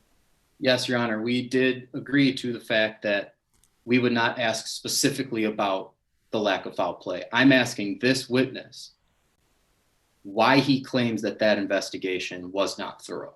It has nothing to do with any actual evidence or any evidence of foul play at all collected by the Pioneer Sheriff's Department.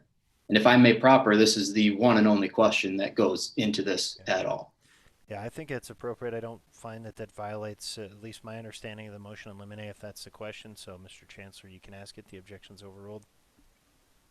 Mr. Pride, just to back up a little bit, you also mentioned that part of the reason you felt the Pioneer Sheriff's Department investigation wasn't thorough was because they found no evidence of foul play. Because they found no evidence of foul play and they didn't find a body or investigate a homicide. Right.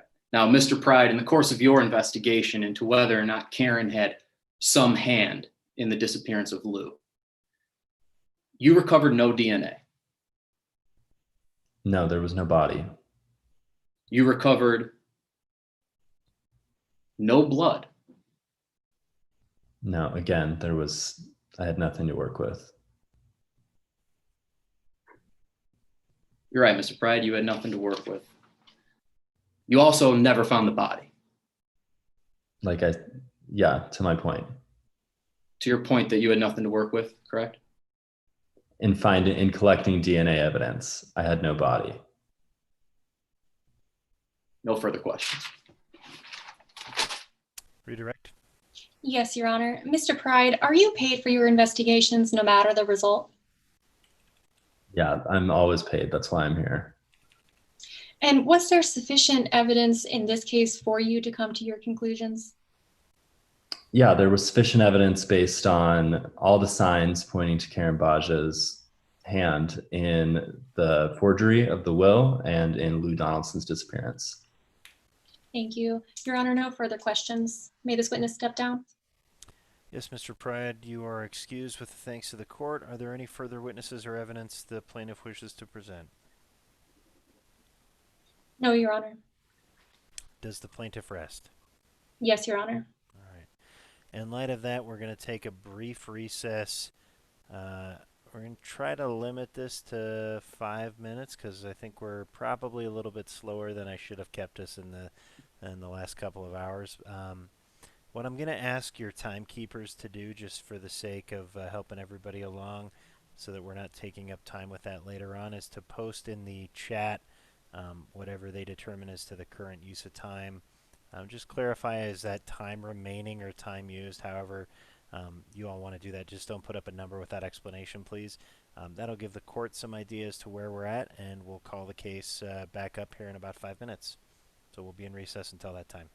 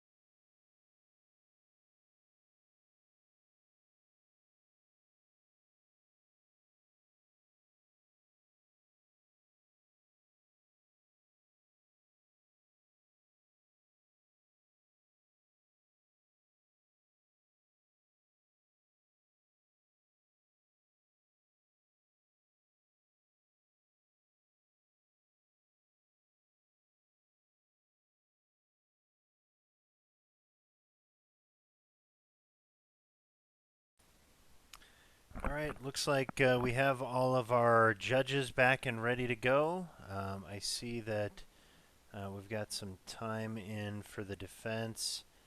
I haven't seen that for the plaintiff, so we'll give you just a second to post that, and then we can get started with resuming trial once we have all of our attorneys back.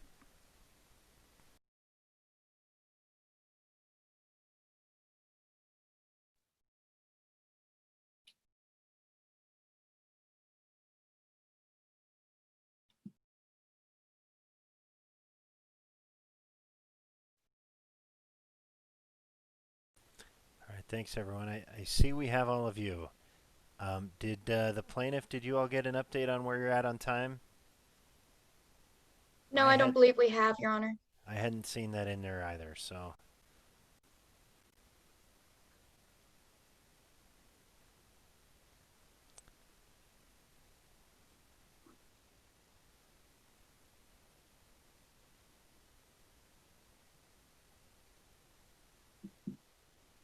I'm just looking blankly at the participant list with just a lot of stern judicial acclaim, hoping that somebody's going to will a time number into the chat for the plaintiff.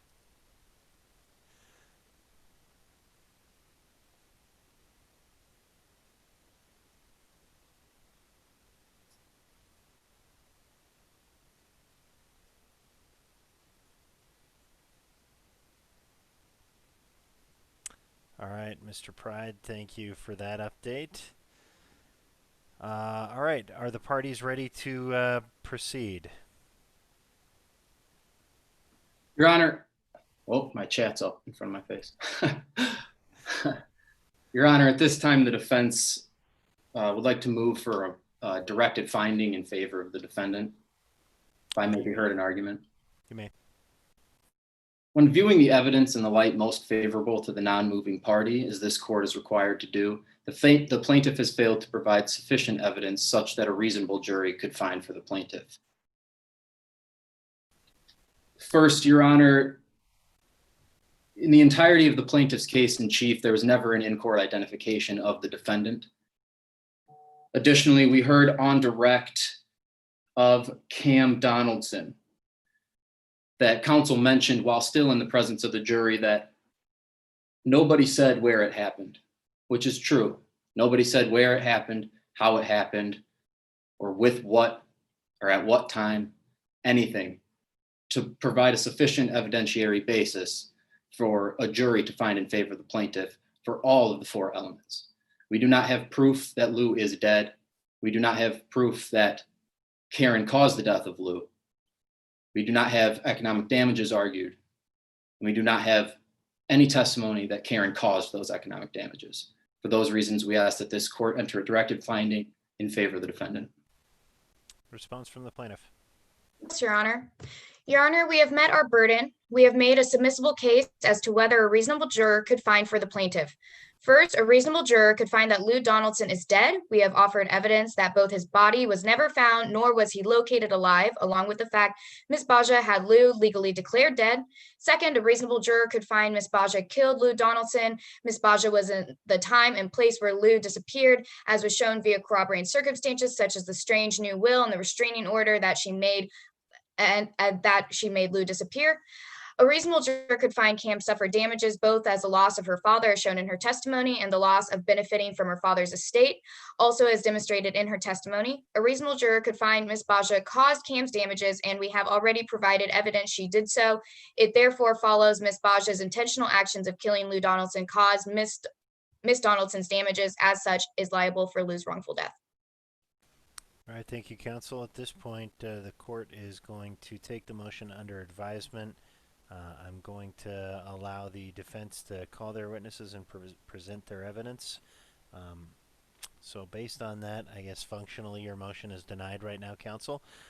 You may call your first witness. Your Honor, the defense calls Chris Renard to the stand. All right, Mr. Renard, you've been previously sworn. Counsel, you can proceed when you're ready. Good evening, Mr. Renard. Could you please introduce yourself, spelling your last name? Good evening. My name is Chris Renard, Renard. Mr. Renard, where do you work? I work for the Summit Life Insurance Company. How long have you worked at Summit Life Insurance Company? At this point, I've worked for Summit for about 20 years. What's your current job title there? Currently, I'm an investigator and investigator and forensic document examiner. Would you just briefly explain to us what a forensic document examiner is? Yes. So essentially, as a forensic document examiner, I specialize in handwriting and signature identification, and I use my training there to examine whether or not documents have been altered or fabricated in any way. Now, I want to talk to you about how you became an insurance claim investigator and forensic document examiner. Where did you go to college? I went to college at Summit College, where I got a Bachelor of Arts in Criminology. Did you go anywhere after that? Yes, after I attended undergrad, I went to the Statesville Police Academy. And did you graduate from Statesville Police Academy? I did, yes. Now, once you graduated from the police academy, what did you do? After graduating, I was hired by the Statesville Bureau of Investigation, and while I worked there, I was a crime lab forensic document examiner. Now, how long were you working in the crime lab at the Statesville Bureau of Investigation?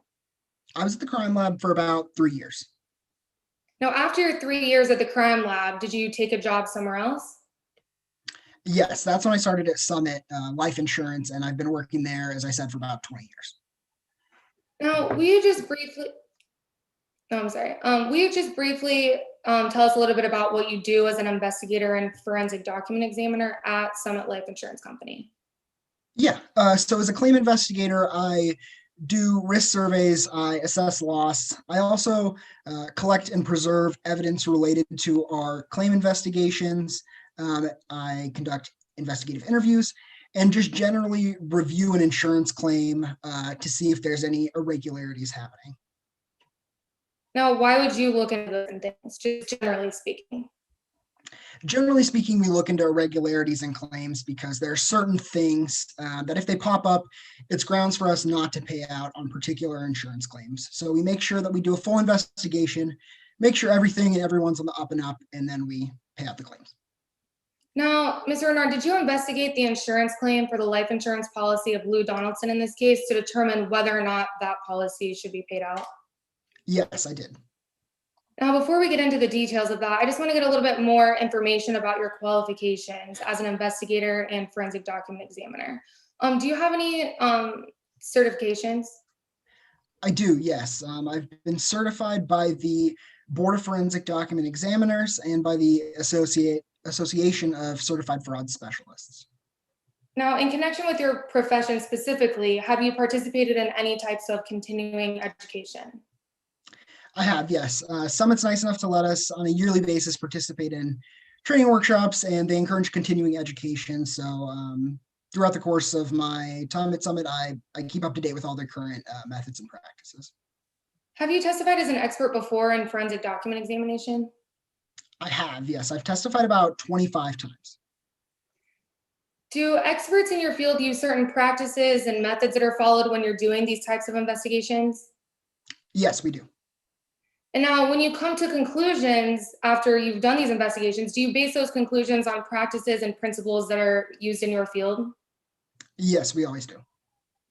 Your Honor, pursuant to Federal Rule of Evidence 702, the defense tenders Chris Renard as an expert in the fields of insurance claim investigation and forensic document examination. Any objection or voir dire? No, Your Honor. All right, the witness will be admitted in the field of insurance claim investigation and forensic document examination. Do I have that right, Ms. Patton? Yes, Your Honor. Thank you. You may proceed. Now, Mr. Renard, earlier you said that you investigated the insurance claim for the life insurance policy of Lou Donaldson. Why exactly did you investigate that claim? I investigated that claim because I was directed to by my boss. He was under the impression that there were some irregularities that had come up. There were allegations that Ms. Baja had killed Mr. Donaldson and that the will was a forgery. So he asked me to look into it and see what I can find. Who is the beneficiary of Lou Donaldson's life insurance policy? The beneficiary was Miss Karen Basha. Now, I want to talk about the analysis that you did when determining whether or not you recommend to your boss to pay out this claim. Was it at all relevant to your investigation on the insurance policy whether or not the will was valid? Yes, definitely. If the will wasn't valid, if it was a forgery, that would have been grounds for us to not pay off this life insurance claim. So it's important to know whether or not that will was forged or not. Now, I want to talk to you about your analysis of Lou Donaldson's will. What was your very first step in determining whether or not this will was valid? So the first thing we do when we're examining a document is we get some sample signatures. So the first thing I did was collect 2 signatures that we had from Mr. Lou Donaldson. What 2 signatures did you obtain? One of them was from a life insurance policy that he had taken out with us. And then we also got the signature from his driver's license. Now, in this instance, why did you collect 2 signatures? We collected 2 signatures just because the more the merrier. We wanted to have not only one comparison point, but 2 comparison points to see what the regular differences between your average signature is. Now, once you obtained these 2 signatures, the one from the policy that Lou Donaldson signed in your office in 2005, and the one from his driver's license, what did you do with those 2 signatures? The first thing I did was just to compare the 2 signatures, just to make sure that they were both from Lou Donaldson and that they both matched in their handwriting. Will you explain just some of the more specific things that you look for when you're comparing 2 signatures to each other? Yeah, definitely. So we look for things like the loops in the letters, the way that the strokes of the pen are made. We look for the curving at the ends and the beginnings of letters. And then other things like legibility, embellishments, if people cross their T's or dot their I's in a specific way. And we also look for the way people capitalize specific words in specific places. Now, did you find that the 2 signatures that you looked at matched each other? Yes, the signature we collected from the life insurance policy and the signature we collected from the driver's license were very similar. And is that how you determined what Mr. Donaldson's real and authentic signature was? Yes, that's how. Objection, Your Honor, to leading the witness. Overruled. Now, once you made the determination that this was in fact Mr. Donaldson's authentic signature, did you compare it with the signature in question, the one that's on the last will and testament? Yes, I did. Directing opposing counsel to what has been bait stamped as Exhibit 007. Mr. Renard, could you please turn to the bait stamped exhibit ending in 007? Yes, I can. Do you recognize what is bait stamped as 007, Mr. Renard? I do, yes. This is my signature comparison worksheet that I created for this particular will. Is this a true and accurate copy of the signature comparison chart that you had created? Yes, it is. Let the record reflect that pursuant to the rules of this jurisdiction, I am remarking what has been bait stamped as Exhibit 007 as Defense Exhibit A, striking all other identifying marks. Defense moves to enter Exhibit A into evidence, Your Honor. Any objection? No objection, Your Honor. Exhibit A is admitted and you may publish.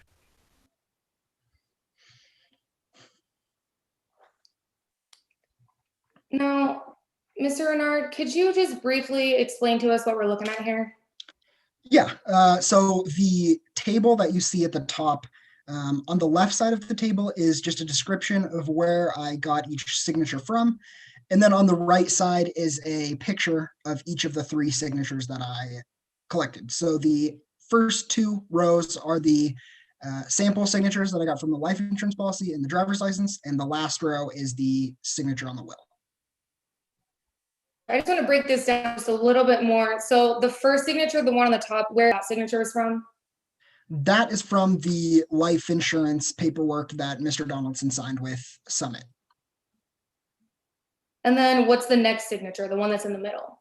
That is from Mr. Donaldson's driver's license. And then the last signature? That's the signature in question, the one on the will. Now, when comparing the top two signatures, the authentic ones, with the bottom signature, did you find any similarities? I did. I found sufficient similarities in all the categories I talked about before. The formation of the wording, the strokes, the legibility, all were very similar. Now, did you find any differences with those signatures?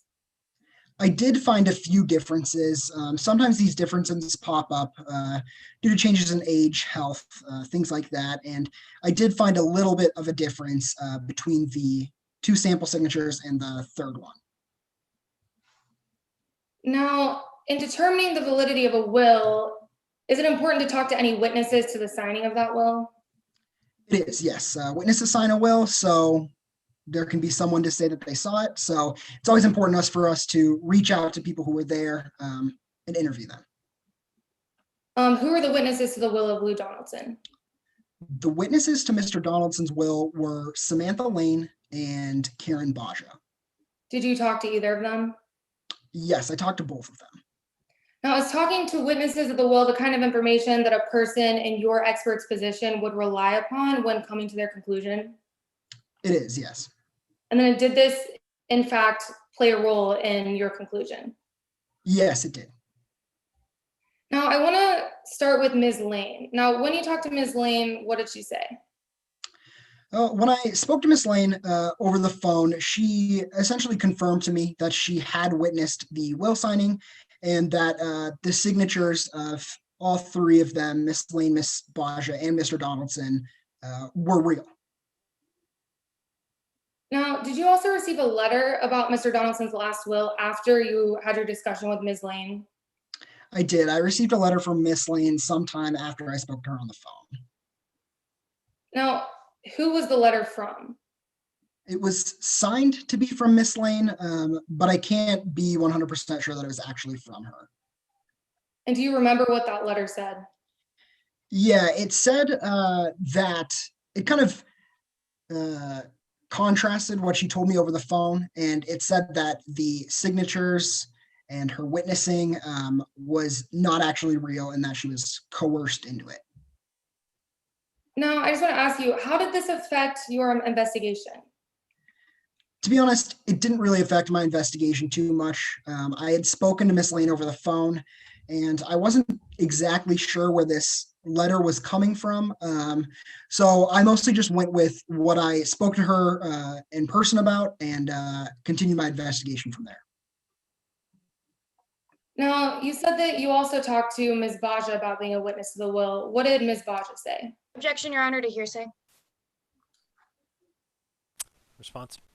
Your Honor, pursuant to Rule 702, an expert witness is able to testify to hearsay statements if he relied upon them when conducting his investigation. And this is something that Mr. Renard relied upon in determining the validity of the will.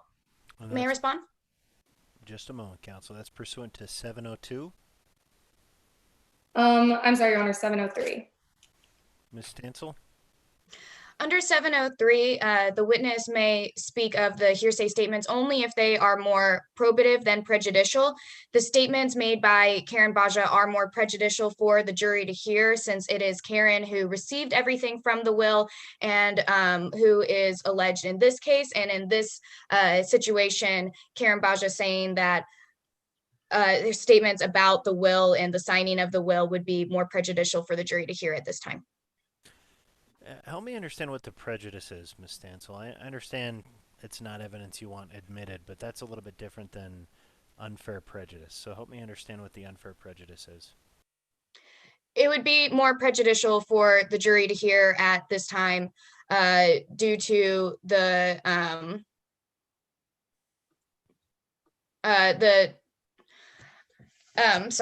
this would be more prejudicial for the jury to hear at this time due to the fact that Karen was the one who gained everything from the will and therefore had obvious motive to say that Lou signed the will. Therefore, her statements on whether or not the signing was accurate are more prejudicial and not credible for the jury to hear at this time. Ms. Patton? Yes, Your Honor, the probative value is very high because this helps the jury evaluate the opinion that Mr. Renard came to here. And the fact that, I mean, we do anticipate that this witness is going to say that he was told that Ms. Baja did see her sign, and it's very probative because it goes directly to the things that factored into his conclusion in this case. I agree with Ms. Patton. I think this does weigh on the witness's credibility in terms of what he relied on in reaching his conclusion. I also am under the impression that the person who made these statements based on stipulation 1 in the pretrial order is actually expected to testify in this trial and will be subject to cross-examination. So I think any prejudice is mitigated by the ability to cross-examine the declarant. So the objection's overruled. Now, Mr. Renard, you said that you also talked to Ms. Baja about being a witness to the will. What did she say to you when you talked to her? Ms. Baja confirmed to me what Miss Lane confirmed, that she had seen Miss Lane, Mr. Donaldson, and herself sign the will, and that the will was legitimate. Now, after analyzing the signatures and after talking to the witnesses, what conclusion did you make with respect to whether or not the signature on the will was genuine? After speaking to the witnesses and examining the document, my ultimate conclusion was that nothing pointed to the will being forged or illegitimate. So at the end of the day, I found that the will was a real, true copy of Mr. Donaldson's will. Now, Mr. Renard, I just want to switch gears here now and talk about what else played a role in your investigation. Now, is paying out a life insurance policy, or when deciding whether or not to pay out a life insurance policy, is it important to confirm if the person on that policy is in fact deceased before you pay out a claim? Yes, it's very important to know that the person is deceased before you pay out their life insurance policy. If I start paying out life insurance policies for people who are still alive, I'm probably going to lose my job. So it's very important. And then did you do that here in this case? I did, yes. What steps did you take to determine that Lou Donaldson was in fact deceased? So I knew that it was alleged that Mr. Donaldson had disappeared, and there may have been some foul play. So I reached out to some of my contacts at the sheriff's office to see what they had to say about it. Now, did you learn of any evidence suggesting that Karen Baja had killed Lou Donaldson? I did. I found out that on the day of the disappearance, Miss Baja, she had an alibi, and that the sheriff's office— Objection, Your Honor, to more prejudicial than probative for the evidence found by the sheriff's office. Response. Your Honor, I can rephrase my question. I think the witness may have slightly misunderstood me. We'll sustain and allow you to rephrase. Mr. Renard, did you learn of any evidence suggesting that Karen Baja killed Lou Donaldson? I did not know. Based on what I learned from the sheriff's office, there was no indication that there had been any foul play with Mr. Objection, Your Honor, again to more prejudicial than probative for what was learned from the sheriff's office. Response. Your Honor, this goes directly to Chris Renard's job as an insurance claims investigator, and it goes to show what he did in his investigation. Right. May I respond? Very briefly.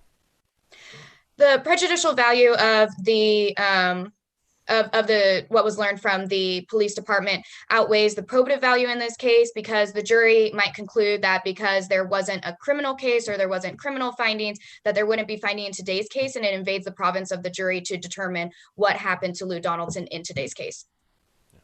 I don't think it goes quite that far. I think based on the way the question was limited as well as the limited scope of the answer, it is appropriate as it relates to Mr. Renard's opinion, so the objection's overruled. Now, Mr. Renard, I just have a couple more questions here.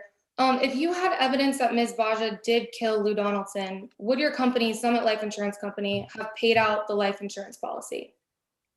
No. If we had evidence that Miss Baja was involved in Mr. Donaldson's death or disappearance, it would have been grounds for us to not pay out that life insurance claim.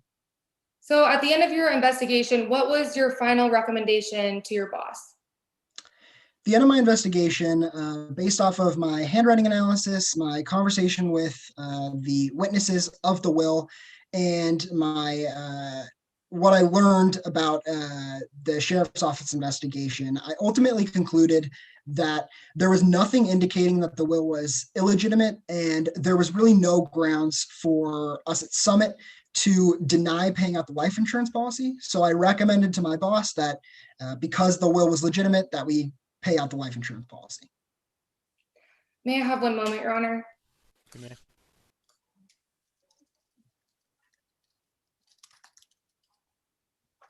Nothing further, Your Honor. Cross-examination. Yes, Your Honor. May I proceed? You may. Mr. Bernard, you reviewed the will in today's case. I did, yes. And part of your job examining wills, you've reviewed many wills over your career, correct? Yes, I have. Hundreds even? Yep. So you're familiar with the wording of wills? Yeah, I mean, every will is different, but for the most part, I've seen all types of different stuff in wills. But you know what words are likely to appear in wills, correct? Yes, that's correct. And Lou's will, you reviewed the alleged will of Lou Donaldson. I did. And Lou's will had different wording than the normal, correct? Yeah, it was slightly different, as most wills are. Lou's will contained the phrase, "if I should die," Yes, that's normal wording. which you've seen before. Correct. But then this will had something more, right? I'm not sure what you mean. This will said, "if I should die or disappear." That's right. As I said, sometimes the language varies differently from will to will. Exactly. And the phrase "or disappear" is uncommon. Yes, it is. In fact, you have never seen this wording before. No, I actually haven't. So like I said, it was just a variation. You've reviewed hundreds of wills and have never seen a will that said, "if I should die or disappear." That's correct. And wills also have witnesses, right? Yes. You said that this one had two. Yes, Samantha Lane and Karen Basha. Exactly. And Karen Basha is the defendant, correct? She is. Yes, that's correct. Karen Basha is also the beneficiary to the will. She is. And it is disfavored for the beneficiary to also witness, right? I wouldn't say it's disfavored. It's legal. It comes off as a little bit strange, but we see it pretty often. But you did make a report before today's case, correct? I did, yes. In which you said it was disfavored for the witness to the beneficiary to also witness, right? Yes, that's correct. And then you said you spoke with Samantha Lane. I did. And at first, Miss Lane told you she signed the will, right? She did, yes. But then Miss Lane told you something else. That's not true, no. Miss Lane wrote you a letter. That's correct. Would you please refer to the exhibit Bates Mark -008? Yes. And do you recognize this because it is the letter that was delivered to you? I do, yes. This is a fair and accurate representation of that letter. It is the letter that I received, yes. Your Honor, at this time, I offer Exhibit 8 into evidence. Any objection? No objection, Your Honor. All right. And this is Bates number 8 and also Exhibit 8. Do I have that right? Yes, it lined up well. Thank you very much, Ms. Stansel. Exhibit 8 is admitted and you may publish. This is the letter you received from Samantha Lane, correct? That's correct. In this letter, she says that she wasn't being honest when she called you, correct? Correct. Said that she was coerced into signing the will, That's correct. and she never saw Lou Donaldson sign the will. Yes, and that contradicted what she told me on the phone. Thank you. I will stop sharing my screen. You said that you couldn't confirm that Samantha Lane signed the previous letter, correct? Yeah, that's correct. I tried to reach out to her after I received the letter, but I just couldn't get through to her for whatever reason. But at this time, you had the signature on the letter, correct? Yes, that's correct. And you're here as an expert in handwriting analysis. That's correct. And you had Samantha Lane's signature on the will, That's correct. but you didn't analyze the two signatures of Samantha Lane against each other, correct? I did not know. I didn't think it was relevant. After you got the letter, you tried to speak with Miss Lane again. I did. but you couldn't find her. No, I called her, but I never ended up getting to her. Right. It was like she just vanished. Yes, that's true. So Lou disappeared.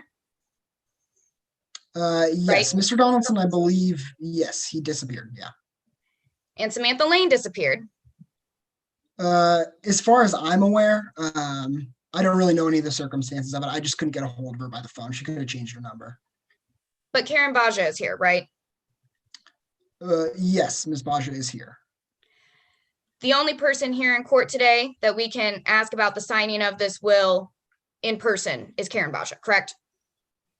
I'm not sure about what everyone in court knows, but to my knowledge, yes, that's correct. So let's also talk more about reviewing the will. You reviewed Lou Donaldson's signature on the will, correct? Yes, I did. And you said there were multiple reasons that a signature could change. That's correct. Things like age, health, how quick you're signing a particular document, could be a number of reasons. Age, like how signatures change as time passes, right? Also the age of the individual. So if you get older, your hand gets a little bit shakier. So therefore your signature can look shakier. And you compared Lou's alleged signature on this will with other known signatures of his. Correct. You used the signature on the driver's license? Yes, that's correct. And the signature on the Summit Life Insurance policy? That's correct. Which was signed in 2005. Yes, 2005. 7 years before the signing of the will. That's correct. But you didn't use the signature on the restraining order. No, I did not use the signature on the restraining order. I had these two, which was enough for me to rely on. But the restraining order was signed just 2 months before he disappeared, right? I believe so, yes. And just 2 days before the alleged signing of the will, right? I believe so, yes. And you chose not to use Lou's newest signature, right? As I said, when I was doing my investigation, I had access to these already. Sometimes it's difficult to get documents like that from the courts, so I just used those two. You said you've found similarities between the signatures. Similarities? Yes, similarities. Yes, that's correct. But you also found differences. I did, yes. And these differences affected your ability to reach a conclusion in this case. They didn't affect my ability to reach a conclusion. I ended up kind of a little bit somewhere in the middle, leaning towards more legitimate, but ultimately inconclusive based on the signatures alone. Your Honor, may I republish to the jury Defense Exhibit A? You may.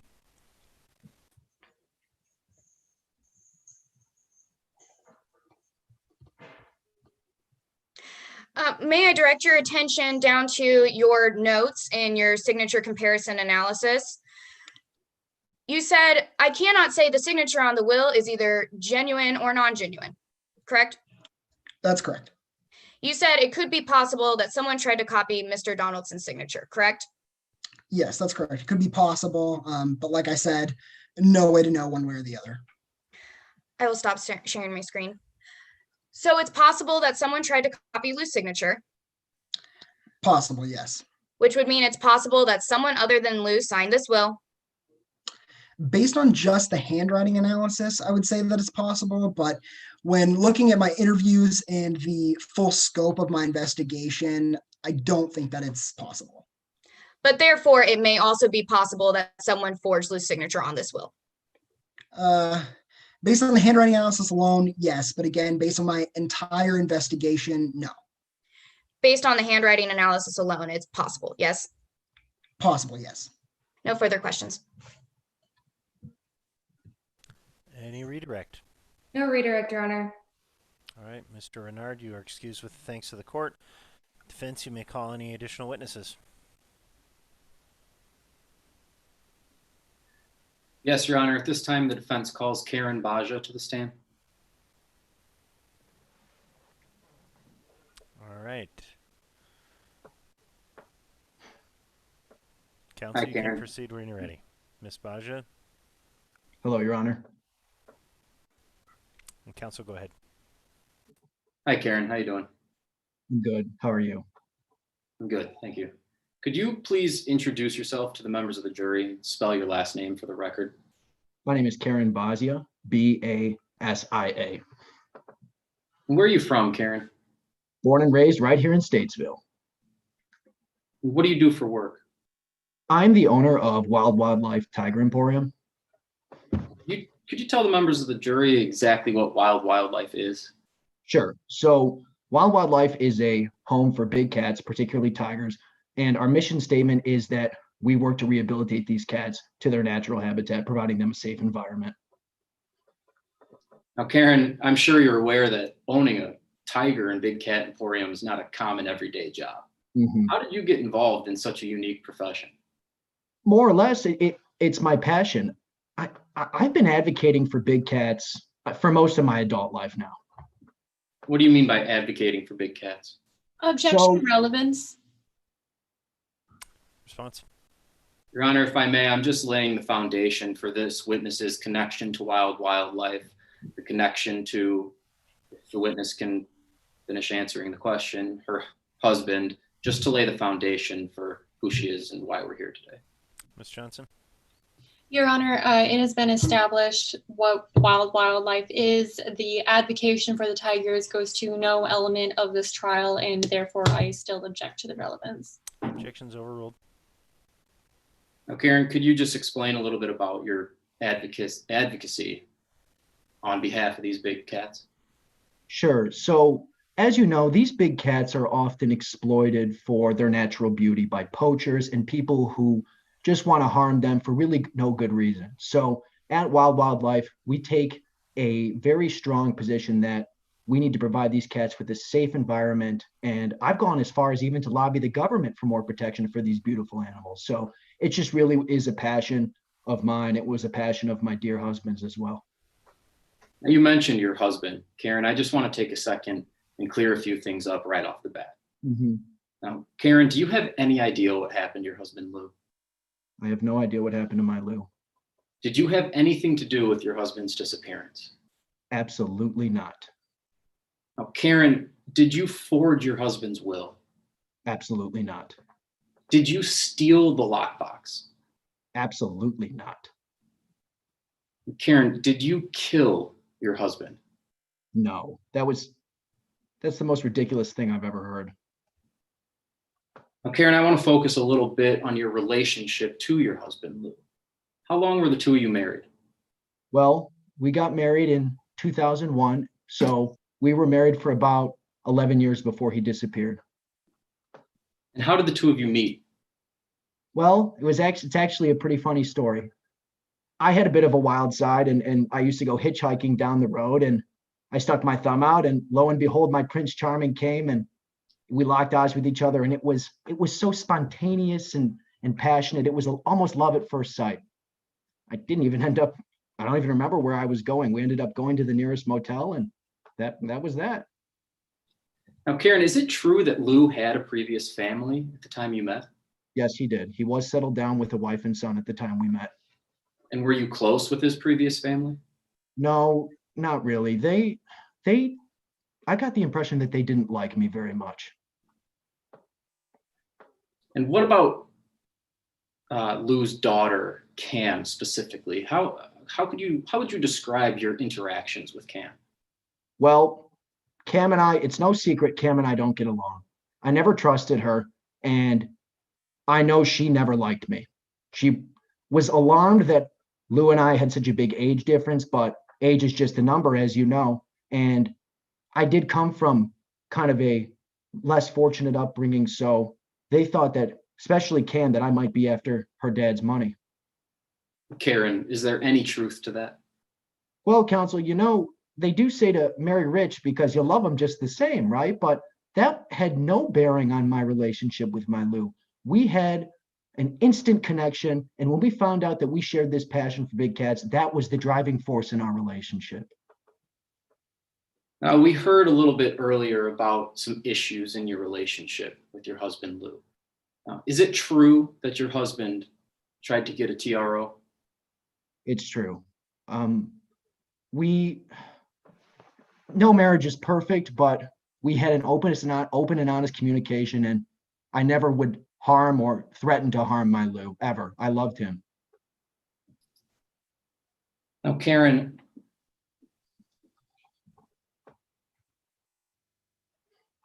the plaintiff has claimed that late in the night, August 17th to early in the morning, August 18th in 2012, you killed your husband, Lou.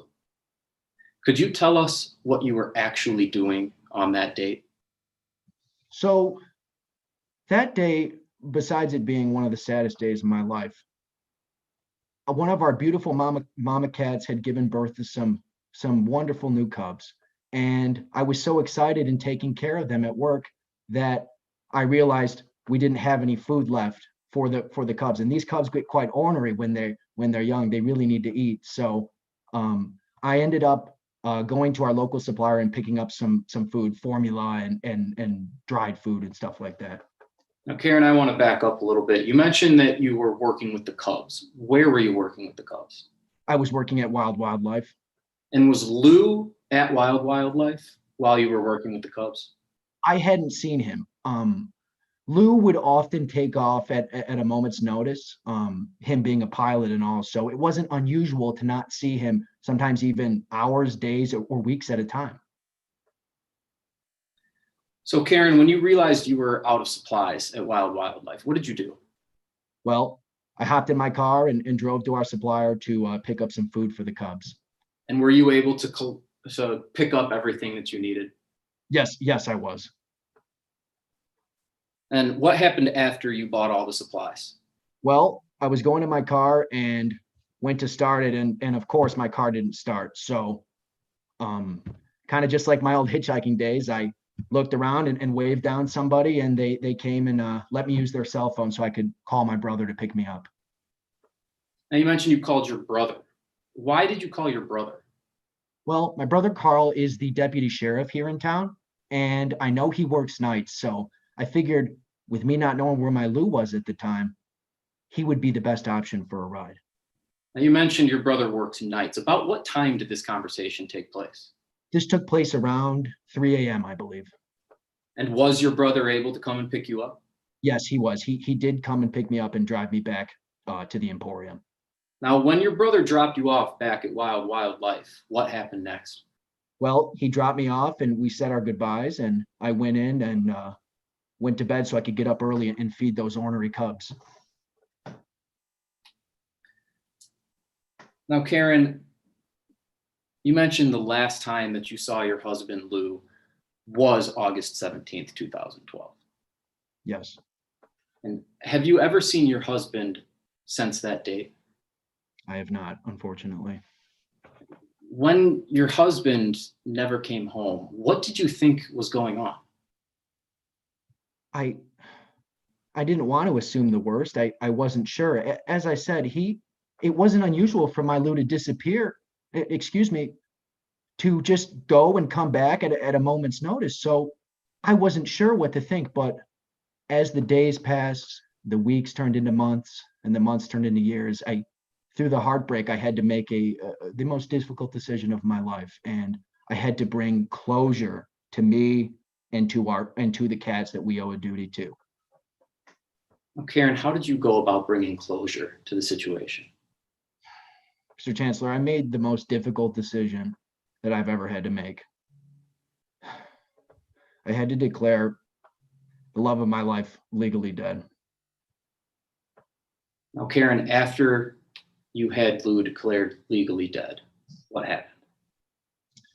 I did get his estate and the life insurance policy, and that was immediately put back into our business so we could continue the passion that we realized together, and that was the basis for our deep connection. Thank you, Karen. No further questions. Thank you. Cross-exam? Yes, Your Honor. Ms. Vaja, I would like to talk more about your husband. You said you knew when you first met that Lou was the one. Yes. You were hitchhiking. Yes. He picked you up. Yes. You knew he was a real catch.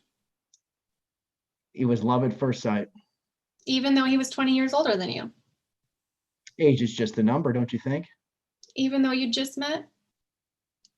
You've never been in love? It was love at first sight. Yeah, you already knew he was your Prince Charming.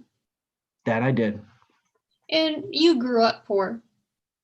I had a less than fortunate upbringing. Lou was not poor. Correct. He was a successful businessman. Correct. In fact, Lou did quite well for himself. Correct. You've said he was known for his green thumb. He was quite handy in anything that he did. Because he was great at making money. That he was. And now Lou's gone. Yes. With him gone, you have insurance money. Well, yes, I'm the named beneficiary on the life insurance policy. You also have the business. Yes. You have the tigers. Yes, I do. You have everything. That's the way my Lou wanted it. Now let's talk more about everything you received. Ms. Baja, you didn't want to divorce Lou. I would never want to divorce Lou. He was the love of my life. You wanted to repair your relationship. Of course. You wanted to continue working with your beloved tigers. Of course. But you don't know if that'd be possible if Lou had divorced you. Well, I'm not sure. I mean, I figure we could maybe work something out, but I don't know.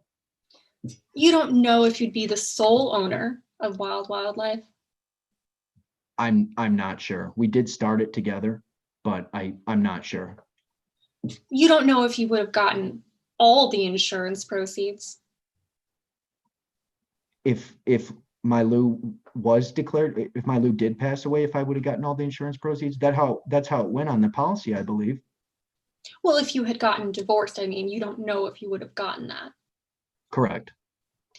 You wouldn't have gotten all of his money if he had divorced you. Correct. But you do get all that if Lou died. Correct. Or if he disappeared. That's the way it was. That's the word that Lou used in his will. And Lou did disappear. Correct. And you had him legally declared dead. It was the hardest decision I've ever made. Well, and now you don't have to worry about a divorce. I have to worry about not having a husband. I have to worry about not having my best friend to take care of our cats. You don't have to worry about money. I would give it all back if that meant that I could have my Lou with me. I'd give every penny back. But you don't have to worry about losing your beloved tigers either. Correct. Ms. Baja, I'd like to talk more about August 18th, 2012. In the early morning, you left your home, not Wild Wildlife. Correct. This was around 3 in the morning, Yes. only hours after Lou was seen alive. Correct. You say you went to the grocery store, Correct. and on the way home, your car broke down. Correct. You did not call your husband. I wasn't sure if my Lou was home, so I did not. Correct. You called your brother, Carl. Correct. You and your brother are close. Very close. You've always been close. Correct. He cares for you. Correct. He wants the best for you. Like any brother should. So you knew he would help you.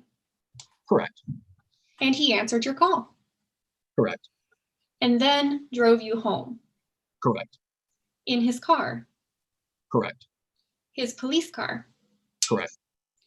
Police cars often have trackers in them I believe so. to keep track of the police property. I believe so. I'm not sure. Your brother's car had one such tracker. I believe so. I'm And not sure. that tracker showed his car was near the grocery store. I believe so. Correction, lack of personal knowledge. Your Honor, may I respond? You may. Your Honor, I read in the earlier deposition from Carl Bannister regarding this exact situation. This line of questioning pertains only to those facts. And as the defendant, Karen Baja was present for that reading in, and so she is aware of the questions I am asking her about.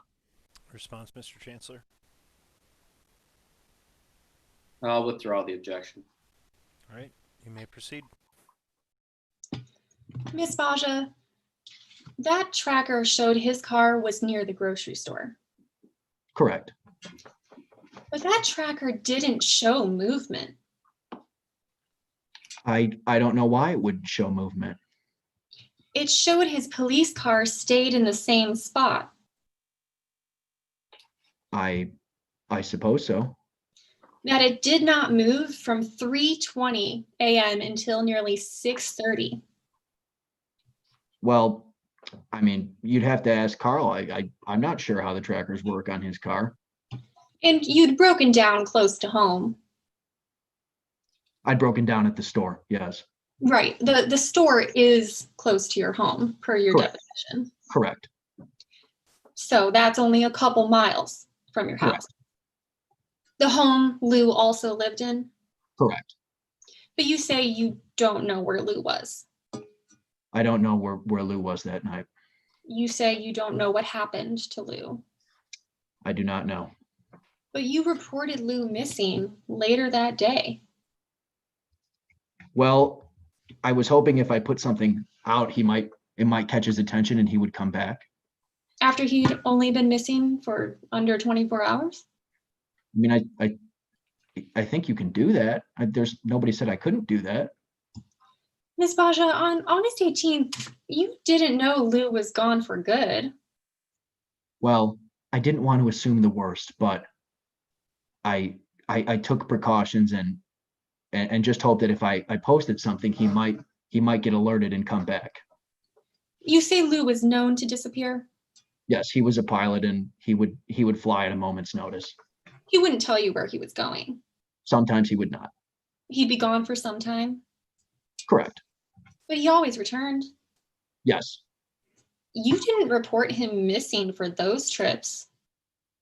Well, I had no reason to believe that he wouldn't come back. But you reported him missing this time Correct. because this time was different. I had a bad feeling about this time.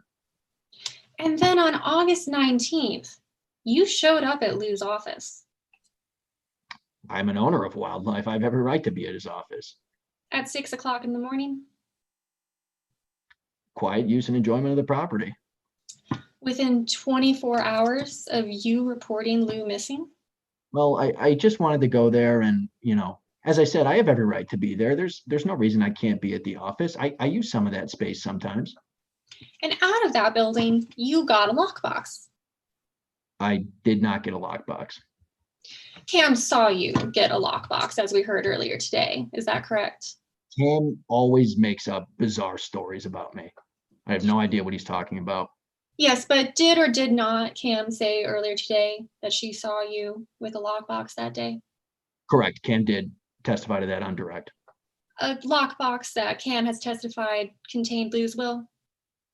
I don't know what was in the lockbox that Cam made up that I was carrying. But as far as you knew at this point, Lou could still be on a trip. As far as I knew, I wasn't sure. So you had no reason to think Lou had disappeared for good. Well, as I said on direct, I didn't want to assume the worst, but I just had a bad feeling about this time.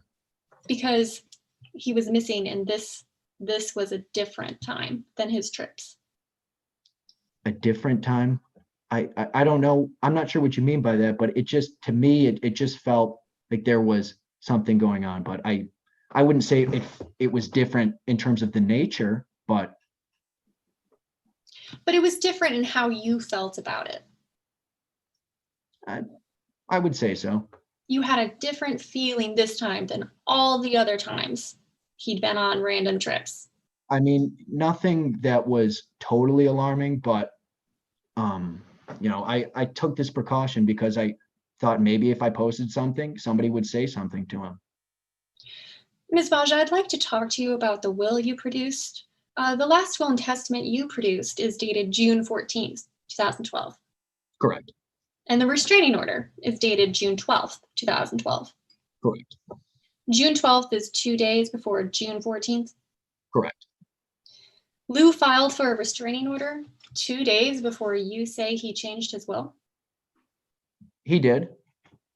Changing his will so everything went to you. Well, I mean, that's just the way my Lou wanted it. It's that TRO. I know it looks bad. I get it. It looks bad, but we had our difficulties and we were going to work through them like we always have. Okay, so people generally make wills to take care of their loved ones, I was the love of Lou's life. to make sure that if they die, their loved ones are taken care of, right? Correct. Because at some point, we're all going to die. It's a circle of life. But Lou's will is a little different. A little different. I guess. I mean, I'm not very familiar with wills. Because his will says, should I die or disappear? That was the language my Lou wanted. People don't normally expect to disappear. Well, Lou was not a normal guy. And Lou did disappear. Correct. He disappeared 2 months after this will was signed, Correct. 2 months after the restraining order was filed, Correct. and you signed as a witness on this will. Correct. So did Samantha Lane. Correct. But she isn't here today. I have no idea where Samantha Lane is. She has disappeared. As far as I know, I'm not sure. So you're the only person here today who can testify as to seeing Lou sign this will. Correct. And you're the only person who benefits from it. Correct. Thank you, Your Honor. No further questions. Redirect examination. No, Your Honor. All right. Ms. Bazia, you are excused with thanks to the court. Thank you, Your Honor. Return to your seat next to counsel. Are there any further witnesses for the defense? No, Your Honor. At this time, the defense rests. All right. Given that we've reached the conclusion of the defense case and that there's not an opportunity for rebuttal, unless there's another matter the court needs to take up, we're going to take about a 2-minute recess and allow you to collect your thoughts for closing arguments. I am going to ask our folks that have been helping out with timekeeping to go ahead and post that in the chat again so that everyone knows where we're at prior to heading into closing arguments. So we'll be in recess for about the next 2 minutes or so. I just ask everybody to, you can stretch or whatever. Please don't take off. I'm not going to do like another full roll call to make sure everybody's back. If one of our judges needs to step away, please just let me know that in the chat. And that's certainly fine, but I'll ask everybody else to kind of sit tight for just a minute. And then for our timekeepers, again, if you can just post that in the chat. Once we have that information, we'll get things back up and running again.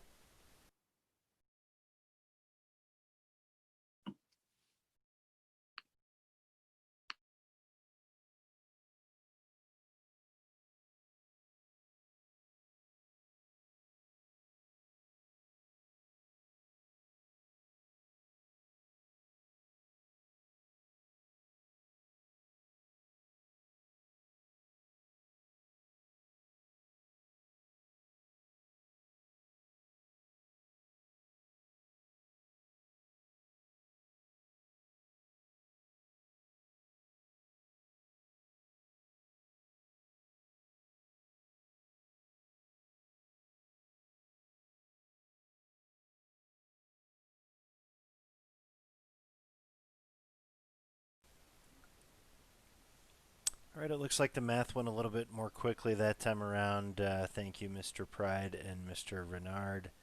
Are the parties ready to proceed to closing arguments?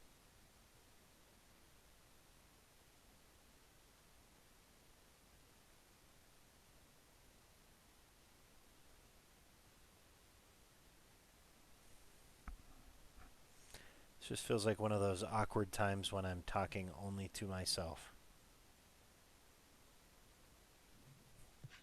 Plaintiff is ready to proceed to opening statements, Your Honor. Closing arguments. I'm so sorry. Yes. No worries. And is the defense also ready to proceed to closing? Yes, Your Honor. All right. So understanding the time limits that have been up in the chat, going to follow the same procedure that we did for opening statements. If you need to make an objection, obviously turn on your camera, unmute your microphone, make an objection. Absent that, I'm going to turn off my camera and would encourage counsel to turn off your cameras as well so that only the person presenting their argument is on screen unless there's a reason for everyone else to be on. With that, Ms. Stansel, I will turn it over to you. Do you wish to reserve any time for rebuttal? Yes, Your Honor, I believe I have 11 minutes, so I would like to reserve 2 of those for rebuttal and use 9 now. That's certainly fine. You can use whatever time, however you'd like. I assume that between yourself and your team, you've coordinated how to notify you, and that's not something the court needs to get involved in, so I'll let you handle that however you wish, and you can proceed whenever you're ready. The last time Cam Donaldson saw her father Lou was like any other Friday. As Lou was leaving Wild Wildlife Tiger Emporium, he said to his daughter, "See you Monday, unless you want to stop by for dinner on Sunday." This exchange, completely unremarkable and as common as it sounds, was the last time Cam Donaldson ever saw her father. In fact, this was the last time anyone ever saw Lou Donaldson alive. As you have heard today, the disappearance of Lou Donaldson in August of 2012 doesn't add up. The defense would have you believe that it is simply unknown and a mystery what happened to Lou. But before Lou left, the defense would also have you believe that he signed over his life's work and beloved animal sanctuary to Karen Baja. Members of the jury, as you heard today, that story isn't true. Today, we, the plaintiff, showed you what really happened to Lou. All signs in this case don't point to disappearance, they point to murder. What really happened, members of the jury, is that Karen, motivated by the coming divorce and all she had to lose, forged Lou's will and made sure Lou would never be seen again. Today, we had to prove to you 4 things, outlined here in jury instruction 13. First, that Lou is dead. Second, the death of Lou Donaldson was caused by the defendant's intentional conduct. Third, Cam Donaldson suffered injuries as a result of Lou's death. And fourth, the defendant's conduct was the cause of plaintiff's injuries and damages. We had to prove this by a preponderance of the evidence. In other words, more likely than not. This means we had to prove to you that it was more likely that Karen Baja caused her husband Lou's death. So let's talk about how we have shown you today that all signs point to murder. First, we had to prove that Lou Donaldson is dead. You heard that Lou has been missing for 8 years, and on the 5-year anniversary of his disappearance, he was declared legally dead. Today, we showed you that Lou died back in 2012 when he first went missing. There is no evidence that Lou Donaldson was alive after he was last seen on August 17th, 2012. Taylor Pride showed you this bank statement, which shows that Lou has not spent a single dime since August 17th of 2012. The defense has also admitted through Chris Renard that Lou Donaldson is in fact dead. Lou has been dead these past 8 years, actually, not just legally. Next, we had to show you that the death of Lou Donaldson was caused by the defendant, Karen Baja. The first sign that points towards murder is Lou Donaldson's request for a temporary restraining order against Karen. This order was filed on June 12th of 2012, 2 months before Lou's death. Cam told you how this restraining order was requested because Lou wanted a divorce, and when he told Karen, she threatened to kill him. Here you can see Lou tells the court, "Karen has threatened to kill me. I do not feel safe around Karen."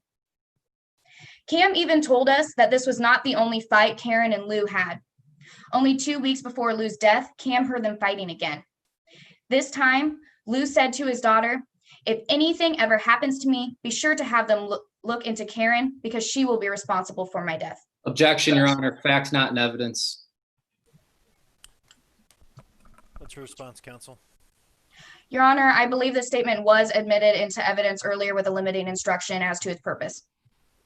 Your Honor, if I may, I Very objected and it was sustained outright. At this point, the jury is going to be instructed that this is argument from counsel, and they are to rely on their collective memory of what was admitted into evidence. They can discuss that in their deliberations. So given that this is argument of counsel, I understand the objection, but it's overruled. You may proceed.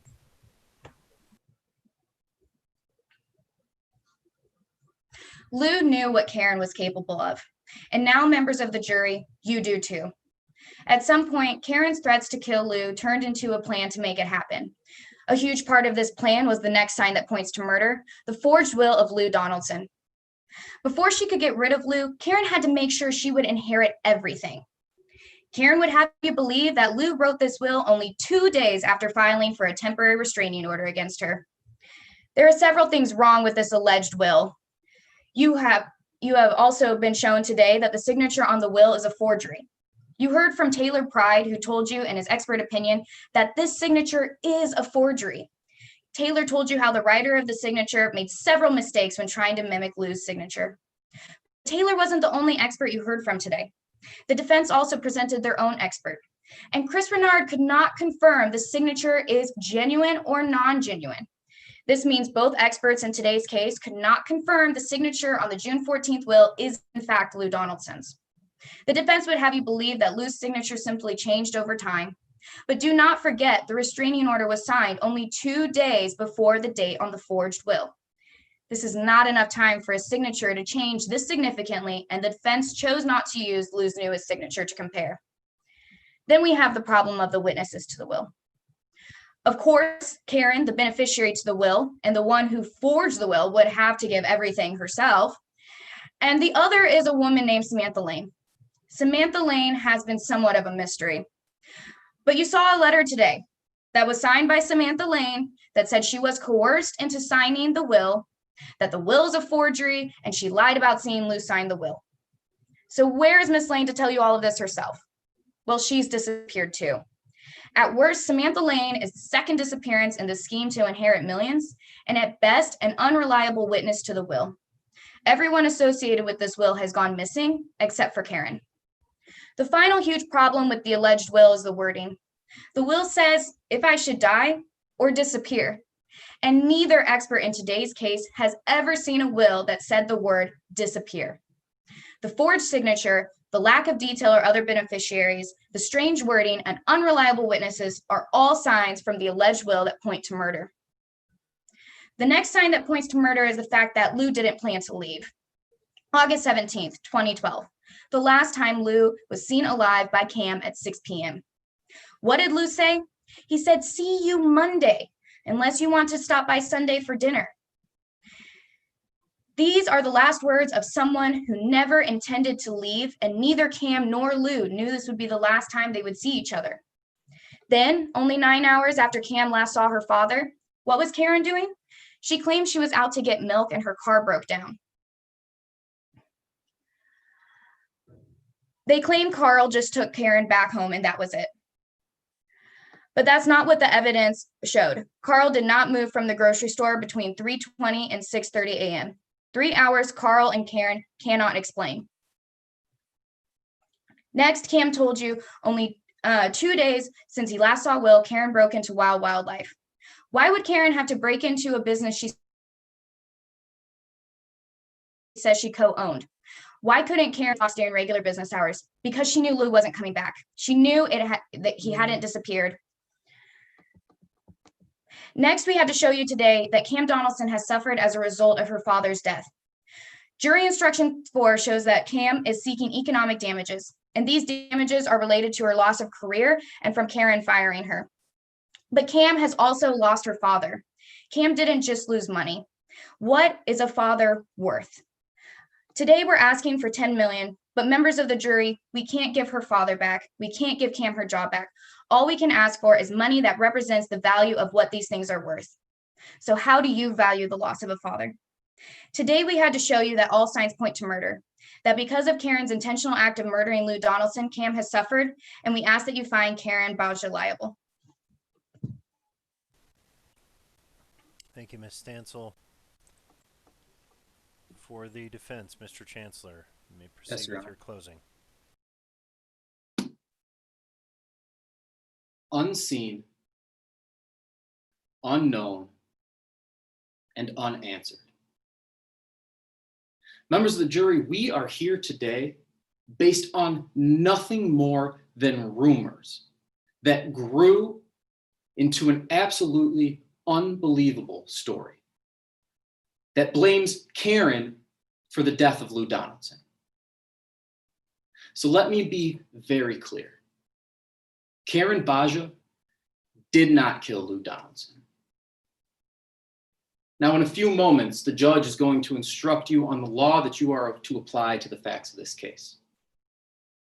And as you heard from the plaintiff today, it is their burden to prove to you each and every element of the claim they brought here today.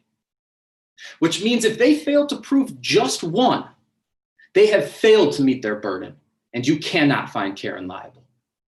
So let's talk about these elements. Now, the plaintiff had to prove that Cam Donaldson suffered injuries, damages, or losses. Members of the jury, I'm not going to stand up here today and tell you that losing a father doesn't cause injury. Of course it does. Losing a loved one is one of the most difficult things that we as human beings ever experience.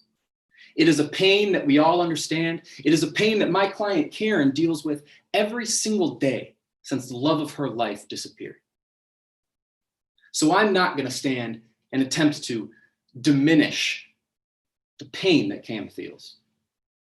So yes, members of the jury, Cam has suffered injury. But the fact that Lou Donaldson's disappearance caused Cam injury is where the plaintiff's case ends. Because to claim that Karen killed Lou, forged his will, made everyone who had anything to do with disappear without a trace is unbelievable. In order to succeed here today, the plaintiff also had to prove that Lou Donaldson is in fact dead. Again, members of the jury, nobody saw what happened to Lou. Nobody knows what happened to Lou. We have no idea whether Lou is alive or whether Lou is dead. All we know is that Lou has been missing long enough to be declared legally dead.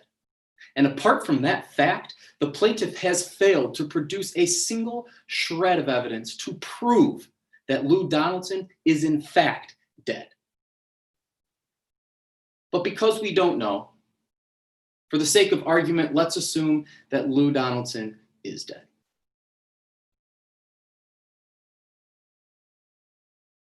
The plaintiff had to prove that the death of Lou Donaldson was caused by the defendant's intentional or reckless conduct. Now, I want you to think about that. Think about all the evidence and all the testimony that you heard here today. Think about how not a single person in this courtroom can tell you for sure what happened to Lou because nobody knows. The plaintiff, over the course of this trial, has failed to even say what the supposed act that caused the death was. They have failed to say whether it was intentional or reckless. They have failed to say how, when, where, anything.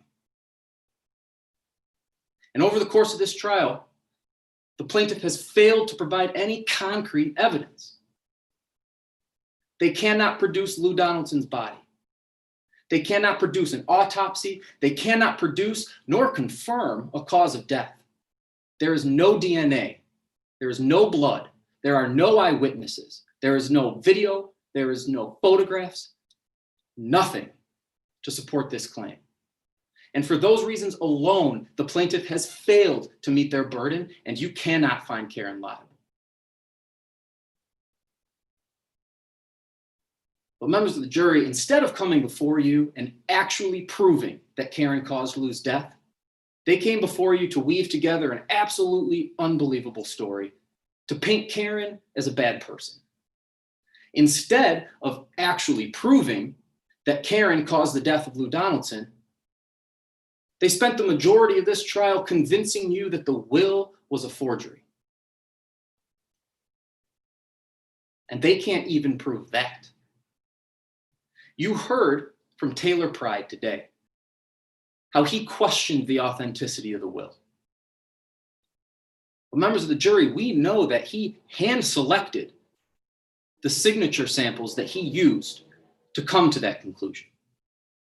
We know that he had known samples of Lou's handwriting that didn't even match other known samples of Lou's handwriting, and absolutely failed to compare all of the signatures available to him to the supposed forgery. Not only that, but at no point in time did Investigator Pride collect any handwriting of Karen's. At no point in time did Investigator Pride compare Karen's handwriting to the writing on the will. So at best, what we have is a claim that the will could be forged. But the very person making that claim can't even tell you who supposedly forged it. And it's important to remember just who Taylor Pride is. Taylor Pride is the private investigator hired by Cam Donaldson to look into this exact issue. So the fact that Investigator Pride comes to the conclusion that it had to have been forged shouldn't surprise you. It's exactly what he was hired to do. But members of the jury, whether or not the will was forged is not the issue in today's case. Whether or not the will was forged does not prove a single element that the plaintiff had to prove today. But still, the story continues, and they focus on motive. They focus on the fact that there were troubles in the marriage between Karen and Lou. They focus on the fact that it had to have been Karen. That it had to have been Karen who forged the will and killed Lou because she wanted all the money, because she was scared that Lou was leaving her. And then we heard from Cam Donaldson herself today, who said that there is no way that her dad would have left everything to Karen. Well, members of the jury, we know the life insurance policy named Karen as the sole beneficiary. And not only that, it was Lou and Karen who dedicated their lives to these animals. It was Lou and Karen who built Wild Wildlife from the ground up. And it was Lou and Karen who shared a passion for these animals. It is only logical that if something were to happen to Lou, he would want Karen to take control. And members of the jury, they bring up the TRO here today in an attempt to prove that because Karen had threatened him in the past, she had to have been the one to kill him now. A TRO that was denied. A TRO that Karen knows looks bad and was able to tell you today that they were working through their problems. But they don't stop there. And they bring up the threat of divorce. And again, a divorce doesn't prove death.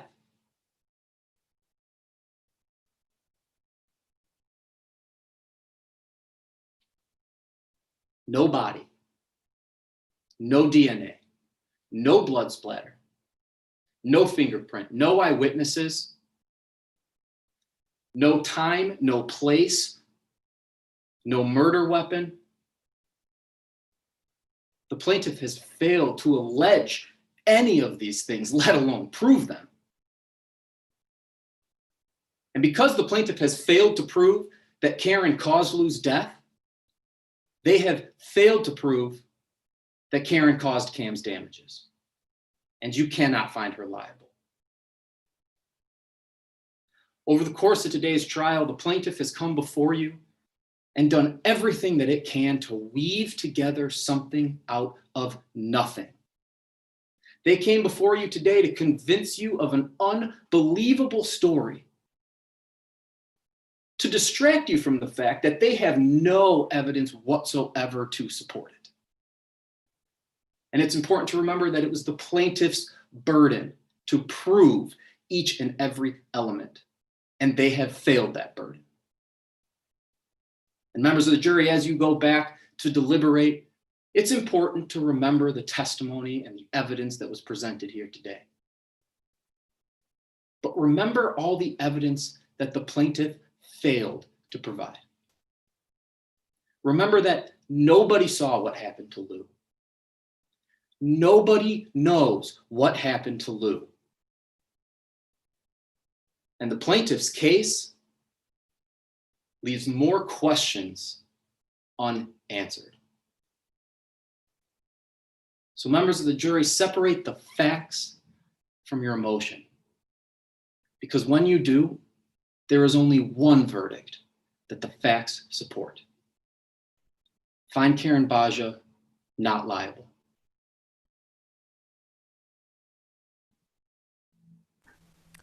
Thank you, Mr. Chancellor. Ms. Stansel, I believe you had a couple minutes left for rebuttal. May I inquire quickly? Looks like 1 minute and 20 seconds. Thank you. The defense has said what happened to Lou Donaldson is unknown, but we have shown you today what happened. First, Lou told Karen he wanted a divorce, and Karen didn't like that. So she forges his will.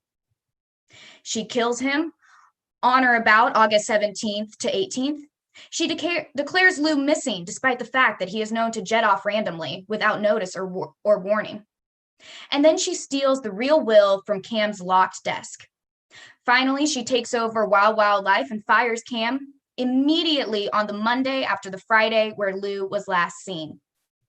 Why was this time different than when Lou would usually leave? Because Karen caused it. She knew he wasn't coming back. Karen killed Lou for money. She took away Lou's life and livelihood. She took away Cam's father and career. Karen has caused this suffering. Find Karen Baja liable because all signs point to murder. All right, thank you, counsel. I'd like to congratulate both parties on a well-tried case. What I'd like to do now, and I'm going to, for anybody watching on the live stream, I'm going to conclude that here momentarily. What I'm going to ask folks to do is I'm going to put you in the lobby waiting room just for a minute to make sure that all of our scoring judges have all the information that they need. What I don't want to do is have everybody leave and close the meeting, and then 5 minutes from now, someone, probably me, forgot to write down a team name or someone's last name correctly or something like that. So bear with us for just a minute. I'm going to kick everybody out other than our scoring judges, and we'll stop the live stream. But congratulations on an excellent job this evening.